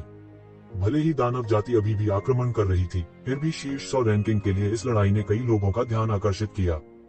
इन विशाल राक्षसों को मारने के बाद ये जिवेन का स्कोर 2000 से अधिक अंकों से बढ़ गया, अचानक 4000 से अधिक अंक हो गया। इसको ने उन्हें सीधे शीर्ष 30 रैंकिंग में भेज दिया। ये जिवेन की रैंकिंग इतनी तेजी से बढ़ी है। मैंने सुना है कि वह केवल स्वर्ग के दायरे के 5वें स्तर पर है, वह इतना तेज कैसे हो सकता है? उद्धरण चिन्ह। क्या ऐसा नहीं है? उसकी खेती और दायरे के साथ इस तरह की रैंकिंग प्राप्त करने में सक्षम होना निश्चित रूप से एक महान चमत्कार है। इस समय बहुत से लोगों में अभी भी अविश्वास की दृष्टि थी, इस पर विश्वास करने का साहस नहीं कर रहे थे। यहाँ तक कि जिवेन की रैंकिंग ने भी रॉयल कोर्ट में कुछ बड़े शॉट्स का ध्यान आकर्षित किया था, लेकिन यह भी एक बहुत ही सामान्य बात थी। हालांकि ये जिवेन और अन्य के पास उच्च क्षेत्र नहीं थे, तुलनात्मक रूप से कहें तो उनकी उम्र भी दूसरों की तुलना में बहुत कम थी। ये शिवेन की रैंकिंग इतनी जल्दी कैसे बढ़ गई? एक दानव पर्वत में ये कून ने अभी अभी एक राक्षस जनजाति को साफ किया था। वह मदद नहीं कर सकता था, लेकिन जब उसने रैंकिंग सूची देखी तो उसकी बाहें तन गईं। वह ये कबीले के साथ नहीं गया था, लेकिन वह दूसरों की बातों पर ध्यान दे रहा था। यह देखते हुए कि एक शिवेन वास्तव में इतनी जल्दी शीर्ष 30 रैंकिंग में कूद गई थी, वह आश्चर्यचकित हुए बिना नहीं रह सका। वह बहुत स्पष्ट था कि शीर्ष 10 पहले ही दिव्य क्षेत्र के 9वें आकाश में कदम रख चुके थे। शीर्ष 20 शायद आकाशीय क्षेत्र के 8वें आकाश के शिखर पर थे। यहाँ तक शीर्ष 30 दिव्य क्षेत्र के 8वें आकाश के बिल्कुल अत्याचारी स्वामी थे। ये क्यूओंग 26वें स्थान पर था, जो बहुत सामान्य था, लेकिन ये जिवेन वास्तव में 30वें स्थान पर पहुंचने में सक्षम था, जो बहुत अवैज्ञानिक था। हालांकि शुरुआत में कुछ लोगों को एक बंजर जगह पर टेलीपोर्ट किया गया था और वे उठ नहीं सकते थे, लेकिन ये जिवेन की उन्नति की गति को देखते हुए यह स्पष्ट रूप से ऐसा नहीं था। यह सोचकर वह और भी डर गया। हालांकि उसकी प्रगति काफी तेज थी, वह बहुत स्पष्ट था कि ये क्यूओंग भी उसके पीछे था। इसके अलावा ये क्यूओंग ने किलिन के दिल को निगल लिया था। उसकी साधना की गति शायद आश्चर्यजनक स्तर तक तेज थी, और यह भी संभव था कि वह जल्द ही उसे पकड़ ले। पिछली बार न केवल वह अपनी किस्मत को रोकने में सफल नहीं हुआ, बल्कि किलिन के दिल को निगलने के बाद उसे निगलने के बाद उसकी गति बढ़ गई। यह अपने आप में एक गलती थी। इंपीरियल कोर्ट स्ट्रगल इस बार वास्तव में एक बहुत अच्छा अवसर था, लेकिन डेविल रियलम अब इतना बड़ा था। भगवान जानता था कि वे कहाँ थे। उन्हें ढूंढ पाना संभव नहीं था। इसे भूल जाओ, मैं अभी भी पहले इन राक्षस कुलों को साफ करना चाहता हूँ। इनमें से कुछ राक्षस कुलों का लंबा इतिहास है और उनके पास बहुत संपत्ति है। मैं स्वर्ग क्षेत्र के 9वें स्तर को सीधे तोड़ना चाहता हूँ, और उसके बाद ही मुझे वास्तव में शीर्ष 10 में उन लोगों के साथ प्रतिस्पर्धा करने का मौका मिलेगा, और फिर चैंपियनशिप जीतने का मौका मिलेगा। मैं कौन हूँ? मैं दूसरों के आगे कैसे झुक सकता हूँ? जैसे ही उसने देखा कि एक शिवेन की रैंकिंग लगातार बढ़ती जा रही है, उसकी आंखों में हत्या का इरादा चमकने लगा। उसने ठंडेपन से कहा, इस छोटे कमीने की रैंकिंग बहुत तेजी से बढ़ रही है। हालांकि यह बेकार है। जब तक मैं तुम्हें ढूंढ नहीं लेता, तब तक प्रतीक्षा करो। मैं तुम्हारे शरीर के हजारों टुकड़े कर दूंगा। तुम मेरी बातों को टालने की हिम्मत करते हो, मैं तुम्हें अपने असली साधन और अपनी असली ताकत दिखाऊंगा। ये जिवेन का नाम यंग कांग है था, और यंग कांग हाय अंधेरे शैतान समुद्र में लहरों के माध्यम से काट रहा था। इस समय क्योंकि ये जिवेन की रैंकिंग अचानक बढ़ गई, इसने बहुत सारे लोगों का ध्यान आकर्षित किया और ऐसे कई लोग भी थे जो शुरू से ही ये जिवेन पर ध्यान दे रहे थे। हालांकि उनकी रैंकिंग अधिक नहीं थी और उनकी ताकत वास्तव में बहुत से लोगों की नजर में उतनी महान नहीं थी, लेकिन उनके पास कुछ ऐसा था जिसमें हर कोई दिलचस्पी रखता था और वह जीवन और मृत्यु का यिन यांग आरेख था। यह कुछ ऐसा था जिसके लिए रसातल दानव भगवान भी लड़ना चाहते थे। इतनी अच्छी बात शायद कोई भी इसे अनदेखा नहीं कर सकता था। हालांकि यह केवल एक अधूरा आरेख था, लेकिन उनके लिए यह पहले से ही पर्याप्त था। इस चीज के साथ उनके पास जीवन और मृत्यु को समझने की संभावना होगी और फिर वे अगले स्तर पर जाएंगे और अमरता के मार्ग में कदम बढ़ाएंगे। दूसरों के लिए यह अकल्पनीय रूप से बहुत दूर था, लेकिन उनके लिए यह कुछ ऐसा था जो उनके सामने था। उनकी उम्र और खेती के साथ शायद वह समय दूर नहीं जब वे फिर से इस चीज का सामना करेंगे। इस समय बहुत से लोग तूफान की तरह थे और बहुत से लोग स्वचालित रूप से ये जिवेन के ठिकाने की तलाश करने लगे। वे ये जिवेन के ठिकाने का पता लगाना चाहते थे और उससे जीवन और मृत्यु के यिन यांग आरेख को जब्त करना चाहते थे। ये जिवेन, मुझे उम्मीद नहीं थी कि तुम्हारी प्रगति इतनी तेज होगी। वास्तव में इंपीरियल कोर्ट प्रतियोगिता में भाग लेने में सक्षम हो जाएगी। दानव दुनिया के उच्च आकाश में एक आकृति वहां खड़ी थी, एक शाश्वत विशाल की तरह, अतुलनीय रूप से सीधी और एक ब्लूबन के साथ कहा। यदि ये जिवेन यहाँ होता तो वह इस व्यक्ति को पहचानने में सक्षम होता। यह कोई और नहीं बल्कि फावुशुन था, जिससे वह एक बार पहले मिल चुका था। अभी आपने बहुत परेशानी पैदा की है। बहुत सारे लोग हैं जो आपका जीवन चाहते हैं। ओ ठीक है, पिछली बार आपने मुझ पर एक बड़ा एहसान किया था, इस बार मैं एहसान चुकाऊंगा। संयोग से मैं भी चाहता हूँ उन लोगों से लड़ो और देखो कि उनमें मुझसे ऊपर होने की क्या योग्यता है। एक के बाद एक दिन बीतते गए और तरह तरह की खबरें फैलती गईं। हालांकि जैसे जैसे सभी धीरे धीरे व्यवस्थित होते गए, रैंकिंग शायद ही कभी बदली गई। धीरे धीरे उनके बीच ताकत का अंतर स्पष्ट हो गया। यह अब शुरुआत की तरह नहीं था, जहां यह भाग्य पर निर्भर था। किसी भी दर पर हर कोई स्काई ह्यूमन स्टेज की चौथी परत या उससे ऊपर शुरू से ही एक दानव का सामना करने में सक्षम नहीं होगा। हालांकि डेविल वर्ल्ड बहुत बड़ा था और इसमें कई विशेषज्ञ थे, फिर भी यह सैकड़ों अद्वितीय स्वर्ग के अभिमानियों के आश्चर्यजनक हमले का सामना नहीं कर सका। इन लोगों में से प्रत्येक के पास अपने तुरुप के पत्ते थे और वे उसी क्षेत्र की शैतान जाति से तुलनीय होने से बहुत दूर थे। इसलिए उन्होंने अभी भी शुरुआत में बहुत सारे फायदे हासिल किए, लेकिन बहुत जल्दी डेविल रियल ने प्रतिक्रिया दी। उन्हें जल्दी ही इस समूह के लोगों के अस्तित्व का एहसास हो गया।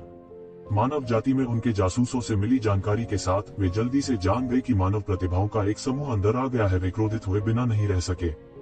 यहाँ तक कई डेविल रेस बिजली घरों को उनकी नींद से जगाया गया था। ये मनुष्य वास्तव में अहंकारी हैं। ये सैकड़ों लोग वास्तव में हमारे शैतानी दायरे में प्रवेश करने का साहस करते हैं। मुझे लगता है कि वे जीने से थक गए हैं। मेरा आदेश पारित करो। हमें इन सभी मानव प्रतिभाओं का सिर काट देना चाहिए जो इसमें आए हैं।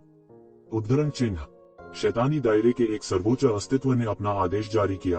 अचानक पूरा शैतान क्षेत्र एक विशाल मशीन की तरह काम करने लगा। डेविल रेस की भयानक युद्ध मशीन की तुलना में शैतान के दायरे में आने वाले लोगों की ताकत स्पष्ट रूप से बहुत कम थी। डेविल रेस ने अभी अपना हमला शुरू किया था और उन्होंने तुरंत महसूस किया कि सांस लेना मुश्किल था। मूल रूप से वे खरबूजे और सब्जियों को काटने जैसे कमजोर शैतान जनजातियों का वध कर रहे थे। लेकिन इस बार यह इतना आसान नहीं था, क्योंकि हर बार जब वे आधे रास्ते में वध कर रहे होते थे तो खबर सुनकर बड़ी संख्या में विशेषज्ञ भाग जाते थे। मूल रूप से बहुत से शैतान स्वार्थी थे। वे तब तक नहीं चलेंगे जब तक कि यह स्वयं शामिल न हो। लेकिन इस समय डेविल रेस की एक बड़ी हस्ती ने एक आदेश जारी किया था, इसलिए उनके पास आज्ञा मानने के अलावा कोई विकल्प नहीं था। बड़ी संख्या में डेविल रेस के विशेषज्ञ लामबंद हो गए और उन्होंने उन मानव विशेषज्ञों को मारना शुरू कर दिया जो डेविल रेस में टूट गए थे। इस समय मानव जाति के स्वर्ग के अभिमान भी इंटरनेट पर प्रकट हो गए थे। सबसे खास बात यह थी कि सूची से उनका नाम सीधे मिटा दिया गया था। हालांकि परिणाम का संकेत नहीं दिया गया था। हर कोई सूची से अपना नाम मिटाए जाने के परिणामों के बारे में बहुत स्पष्ट था। इसका मूल रूप से अर्थ मृत्यु था। इन लोगों में से कई के पास संचार के अपने विशेष साधन थे। हालांकि यह प्राचीन बेरेंस महाद्वीप में उतना तेज नहीं था, फिर भी यह डेविल रियल में संभव था। कुछ लोगों ने संदेश भेजने के लिए आध्यात्मिक पक्षियों का इस्तेमाल किया, जबकि अन्य लोगों ने संदेश भेजने के लिए तावीजों का इस्तेमाल किया। सबके अपने अपने तरीके थे। हालांकि इन तरीकों में बहुत समय लगता था। अकेले उनके स्थान का निर्धारण करने में बहुत समय लगता था। हालांकि अभी भी कई खबरें थीं कि डेविल रेस ने सूची में सबसे नीचे के कुछ लोगों को पकड़ लिया था। अंत में वे पूरी तरह से मारे गए। उनके सिर एक प्रदर्शन के रूप में डेविल रेस के एक शहर में लटकाए गए थे। यहाँ तक कि शीर्ष 10 में से एक विशेषज्ञ पर भी घात लगाकर हमला किया गया था। ऐसा कहा गया था कि 9वें स्वर्ग क्षेत्र के शीर्ष विशेषज्ञ भी जुटे हुए थे। उन्हें सीधे मोर्चे से लामबंद किया गया था और वे सीधे घेराव और विनाश में शामिल हो गए थे। हालांकि अंतिम विशेषज्ञ भागने में सफल रहा, लेकिन अंत में वह गंभीर रूप से घायल हो गया। छिपाने का कोई उपाय ही नहीं था। डेविल क्षेत्र में मानव जाति की आभा बहुत संवेदनशील थी। यह बस रात में प्रकाश स्तंभ की तरह था। मानव जाति की आभा का अस्तित्व दूर से ही महसूस किया जा सकता था। इसलिए डेविल रेस की प्रतिक्रिया के बाद सभी ने जल्दी से अपना प्रारंभिक ऐश्वर्य खो दिया। इसके बजाय वे लगातार घेरे में आ गए। उनके पास छिपने का भी कोई रास्ता नहीं था। डेविल वेम में हर जगह डेविल रेस थी। वे मनुष्यों की तरह नहीं थे जो शहरों में इकट्ठा होते। जब तक वे जंगल में भागे रहेंगे तब तक वे ठीक रहेंगे।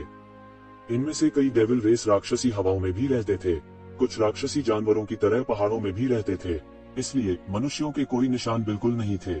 यह कहा जा सकता है कि वे लगभग किसी भी समय डेविल रेस का सामना कर सकते हैं। एक बार जब वे पकड़े गए तो परिणाम अकल्पनीय थे। इस समय इन प्रतिभाओं को अंततः समझ में आया कि जिन लोगों को शैतान के दायरे में टेलीपोर्ट किया गया था उन्हें मृत्यु योद्धा क्यों कहा जाता था। ऐसा इसलिए था क्योंकि यह वास्तव में मृत्यु से बाल बाल बच गया था। यदि यह इस तथ्य के लिए नहीं था कि वे काफी मजबूत थे, उनके पास तुरुप के पत्ते थे और वे सामान्य लोग नहीं थे, तो वे इस समय पहले ही मर चुके होते। डेविल वर्ल्ड में डेविल रेस की मान 100 लोगों की बात तो दूर 10 गुना ज्यादा भी बेकार होगा। यह डेविल रेस का इलाका था और यह अपवाद कोई और नहीं बल्कि ये ज़िवेन थी। वह अपनी आभा को वसीयत में बदल सकता था। वह खुद को पतित देवदूत कबीले के विशेषज्ञ के रूप में प्रचलन कर सकता था और शैतान जाति के बीच चल सकता था। इसलिए उसे डर नहीं था कि कोई उसे पहचान लेगा। इसलिए वह इत्मीनान से डेविल वर्ल्ड में चल सकता था जबकि अन्य लोग अपने जीवन के लिए भाग रहे थे। कई जीनियस शुरुआत में उतना ही मारना चाहते थे जितना कि डेविल वर्ल्ड ने अपनी ताकत का इस्तेमाल करना शुरू कर दिया था। हालांकि ऐसा कर पाना उनके लिए संभव नहीं था, इसलिए उनके अंकों की वृद्धि धीमी हो गई थी। वास्तव में 1 या 2 दिनों में उनके अंक 100 या 1000 अंक तक बढ़ सकते हैं। अभी 1 महीना ही बीता था, लेकिन लिस्ट के टॉप 100 में से करीब 10 लोग पहले ही गिर चुके थे। यह वाकई क्रूर था। ये 10 लोग साधारण नहीं थे। वे मानव जाति के सबसे अभिजात वर्ग के जीनियस थे। उनमें से कुछ मजबूत थे और उनमें से कुछ कमजोर थे। हालांकि निस्संदेह वे सर्वश्रेष्ठ से सर्वश्रेष्ठ थे। अतीत में उनमें से किसी एक के खोने से दिल को अत्यधिक पीड़ा हुई होगी। हालांकि उनमें से 10 बाजार में बंद गोभी की तरह मारे गए थे। इसके अलावा कुछ लोगों को शैतान जाति द्वारा पकड़ लिया गया था और उनकी यादों को आत्मा खोज तकनीक द्वारा खोजा गया था। इसने शैतान जाति को मानव जाति के इरादों के बारे में अंतर्दृष्टि प्राप्त करने की अनुमति दी थी। यह अच्छा होता यदि ये लोग अतीत में सामान्य मृत्यु योद्धा होते। ये मृत्यु योद्धा परेशान करने वाले थे, हालांकि उनका ज्यादा मूल्य नहीं था। आखिरकार वे ऐसे लोगों का समूह थे जो मृत्यु से नहीं डरते थे। हालांकि यह अब अलग था। ये लोग मौत के योद्धा नहीं थे। इसके बजाय वे अद्वितीय प्रतिभाओं का एक समूह थे। वे मानव जाति की युवा पीढ़ी के शीर्ष प्रतिभाशाली थे। इसलिए मानव जाति कई 100 वर्षों के लिए कट जाएगी यदि उन सभी को मरना है। इससे कई शैतानी ताकतों के दिल उत्तेजित हो गए थे। उस बड़े शॉट के शब्दों के कारण कुछ लोग लापरवाह हो गए थे। हालांकि वे अब उत्साहित हो गए थे। अनेक साहसी लोग इन अनुपम प्रतिभाओं को मारना चाहते थे। आखिर मानव जाति की इन अनुपम प्रतिभाओं ने इस हद तक साधना की थी, तो उनका प्रत्येक शरीर एक बहुत बड़ा खजाना था। वास्तव में वे दानव जाति की तरह ही इन अनुपम प्रतिभाओं को निगल सकते थे। मानव जाति के बीच केवल कुछ लोग जिन्होंने दुष्ट पथ का अभ्यास किया था, वे ही मनुष्यों को खाएंगे। लेकिन डेविल रेस के बीच यह एक बहुत ही सामान्य बात थी। मॉन्स्टर रेस की तरह वे मनुष्यों के मांस और रक्त से पर्याप्त ऊर्जा प्राप्त कर सकते थे। देखते ही देखते कई वर्षों से एकांतवास में रह रहे कई वृद्ध साथियों ने भी अपनी चाल चल दी। यद्यपि मानव जाति की युवा प्रतिभाओं का यह समूह शक्ति के मामले में वे सभी भयानक रूप से शक्तिशाली थे। सबसे कमजोर दिव्य क्षेत्र की 5वीं या 6ठी परत पर थे। उनमें से दिव्य क्षेत्र की 9वीं परत पर भी अस्तित्व थे। यदि यह एकांत में रहने वाली कुछ पुरानी प्राचीन वस्तुओं के लिए नहीं होता तो उन्हें कोई नहीं रोक पाता। यद्यपि यह आकाशीय क्षेत्र के विशेषज्ञों को आकर्षित करने के लिए पर्याप्त नहीं था, बस वे पुरानी प्राचीन वस्तुएं जो एकांत में रह रही थी पहले से ही काफी भयानक थी। डेविल रेस का जीवन काल मानव जाति की तुलना में बहुत लंबा था। मानव जाति में जो हजारों वर्ष पुराने थे उन्हें प्राचीन वस्तुएं माना जा सकता था, लेकिन शैतान जाति में ऐसी प्राचीन वस्तुएं हो सकती हैं जो हजारों वर्ष पुरानी थीं। वे वास्तव में जीवित जीवाश्मों की तरह थे। केवल एक आकस्मिक चाल से वह आसानी से अपने साथियों को मौत के घाट उतार सकता था। वह उनके लिए बिल्कुल भी मैच नहीं था। हालांकि उनके दायरे में वृद्धि नहीं हुई, लेकिन उनकी ताकत लगातार जमा हो रही थी। यह बेहद भयानक था। जैसे जैसे ये लोग आगे बढ़ते गए, इन प्रतिभाओं के हताहत धीरे धीरे बढ़ने लगे। अचानक मानव जाति के सभी विशेषज्ञ शोक में विलाप कर रहे थे। अपनी दृढ़ इच्छाशक्ति के साथ भी वे इस समय थोड़े हताश थे। उन्हें यहाँ केवल बेतरतीब ढंग से टेलीपोर्ट किया गया था, लेकिन यह कहना मुश्किल था कि क्या वे अंत में वापस लौट पाएंगे। यह डेविल वर्ल्ड था और कोई टेलीपोर्टेशन फॉर्मेशन नहीं था जो उन्हें बाहर भेज सके। इसके अलावा क्योंकि वे मानव जाति की इस योजना के बारे में जानते थे, शैतान जाति के कुछ बड़े शॉट्स ने आदेश दिया कि शैतान जाति और मानव जाति के बीच के सभी स्थानिक मार्गों का कड़ाई से निरीक्षण किया जाए। वे इन प्रतिभाओं में से किसी को भी मानव संसार में भागने नहीं दे सकते थे। यह कहा जा सकता है कि उन्होंने मारने का आदेश दिया था। ऐसी परिस्थितियों में वे केवल बाहर जा सकते थे। इस अवधि के दौरान न केवल उन्हें पर्याप्त शैतानों को मारने की जरूरत थी, बल्कि उन्हें अपनी ताकत बढ़ाने के लिए सभी प्रकार के तरीकों का इस्तेमाल करने की भी जरूरत थी। जब समय आया तो वे या तो डेविल रेस की धारणा से बच सकते थे और चुपके से वापस आ सकते थे, या जबरन वहां से निकल सकते थे। हालांकि वे असहाय थे, फिर भी यही एक रास्ता था। इस समय डेविल रेस के एक शहर में एक चांदी के बालों वाली पतित परी सड़क पर चल रही थी। उन्होंने कई लोगों का ध्यान खींचा था। कई सेक्सी और अनर्गल महिला शैतान इस उदास सुंदर पतित परी पर लगातार चुलबुली निगाहें फेंक रही थी। हालांकि यह अफसोस की बात थी कि यह पतित देवदूत केवल आगे बढ़ने पर केंद्रित था, इसलिए वे स्पष्ट रूप से नेत्रहीनों पर चुलबुली नजर डालने की कोशिश कर रहे थे। ये जिवेन डेविल रेस के एक शहर में टहल रही थी। हालांकि वह दयनीय स्थिति से कहीं बेहतर स्थिति में था जिसकी अन्य लोग कल्पना कर सकते हैं। जरूरत पड़ने पर वह भेस की उस परत को हटा सकता था। फिर वह विशेषज्ञों को उनका वध करने का लालच दे सकता था। उसके बाद वह खुद को पतित देवदूत के रूप में प्रच्छन्न कर सकता था और कोई भी उसे पहचान नहीं पाएगा। न केवल उसकी आभा पूरी तरह से एक शैतान में बदल गई थी, बल्कि उसका रूप और भी अधिक सुंदर हो गया था। हालांकि डेविल रेस के बीच हत्याएं हुई थी, लेकिन इन 2 महीनों के दौरान उन्हें फॉलन एंजल के रूप में कई बार रोका गया था। हालांकि यह अभी भी एक मानव के रूप में यात्रा करने से बेहतर था, अन्यथा यह कुछ अवरोधों जितना सरल नहीं होगा। शायद पूरी शैतान जाति उसका शिकार कर लेगी। शुरुआत में वह अब भी नहीं समझ पाया कि रॉयल कोर्ट ऐसा क्यों कर रहा है। इस तरह के गैर दिशात्मक टेलीपोर्टेशन का मतलब था कि वह नहीं जानता था कि उसे कहां टेलीपोर्ट किया जाएगा। सबसे खास बात यह थी कि वह वापस भी नहीं आ सकता था। यदि वह तेज था तो डेविल रेस की प्रतिक्रिया से पहले वह रॉयल कोर्ट में वापस भागने में सक्षम हो सकता था। हालांकि 1 साल के समय ने डेविल रेस को पर्याप्त समय दिया था। उस समय वापस जाना बहुत कठिन होगा।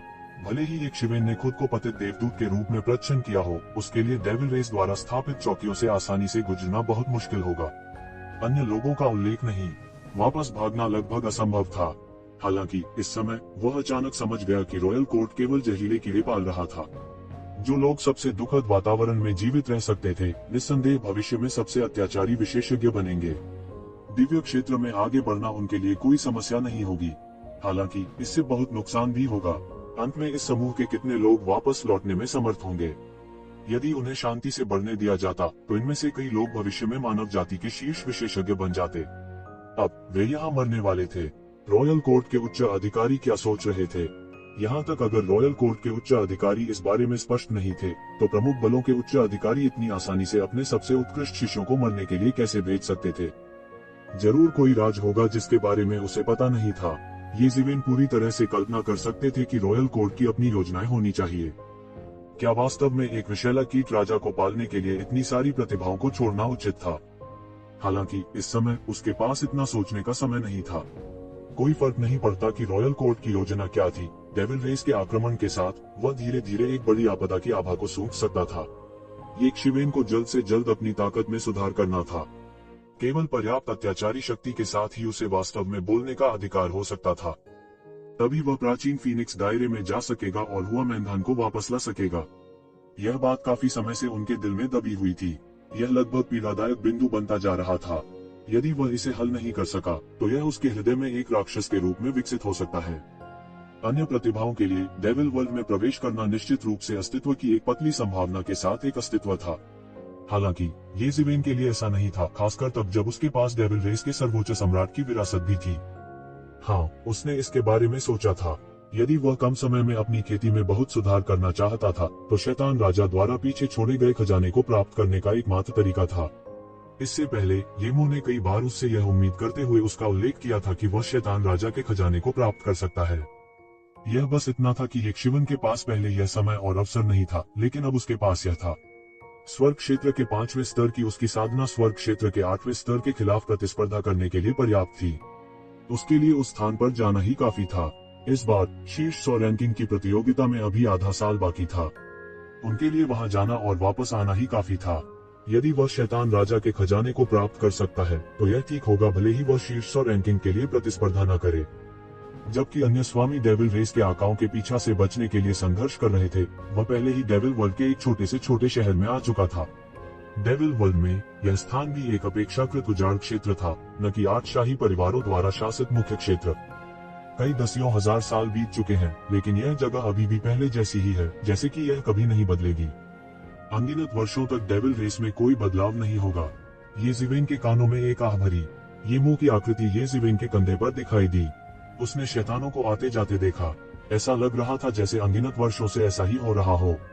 इसलिए इतने साल बीत जाने के बाद भी कोई खास बदलाव नहीं आया था। भूल जाओ, चलो इस बारे में आह मत करो। इस बार मैंने खुद को जगाने के लिए मजबूर किया, जिससे अधिक ऊर्जा की खपत होगी। मुझे डर है कि भविष्य में जागना और भी मुश्किल होगा, इसलिए भविष्य केवल आप पर भरोसा कर सकता है। हालांकि अगर मैं शैतान राजा के दिव्य खजाने को प्राप्त करने में आपकी मदद कर सकता हूं, तो मुझे लगता है कि यह सब अभी भी इसके लायक है। क्या शैतान राजा के दिव्य खजाने में कोई औषधीय गोली या दिव्य वस्तु नहीं है जो आपकी वर्तमान स्थिति को ठीक कर सके? ये ज़िवेन ने पूछा। वहाँ है, लेकिन विशिष्टताओं के लिए आप तब तक प्रतीक्षा करें जब तक आप शैतान राजा के दिव्य खजाने को प्राप्त नहीं कर लेते, तब आपको पता चल जाएगा। ये मुंह ने आह भरी, मानो कुछ सोच रही हो। रुको, जब तक तुम्हारे पास पर्याप्त ताकत है तब तुम मेरी मदद कर सकते हो। तुम अभी भी बहुत जिद्दी हो। वास्तव में यदि तुम मेरी व्यवस्था को सुनने के लिए तैयार हो तो शैतान की दुनिया में प्रवेश करो और एक मानव शैतान में बदल जाओ। मुझे डर है कि तुम जल्द ही एक उल्का वृद्धि हासिल करने में सक्षम हो जाओगे। इस समय आप पहले से ही दिव्य क्षेत्र या इससे भी उच्च लोकों में प्रवेश कर चुके होंगे। अगर मैं अपनी मानवीय पहचान को छोड़ दूं, तो यह अपने आप को छोड़ने के बराबर है। मैं इसके लिए बिल्कुल सहमत नहीं होऊंगा। ये ज़िवेन ने दृढ़ता से अपना सिर हिलाया और कहा, तुम क्यों नहीं समझते, भौतिक रूप केवल एक साइड ब्रांच मामला है। यीमो ने बार बार अपना सिर हिलाया और कहा, तो चलिए इस बारे में बात नहीं करते। मैं आपको बता दूं, डेविल किंग का दिव्य खजाना शहर के बाहर 3000 मील की दूरी पर एक स्पेस टाइम नोड में है। इसे खोलने के लिए केवल एक विशेष विधि का उपयोग किया जा सकता है।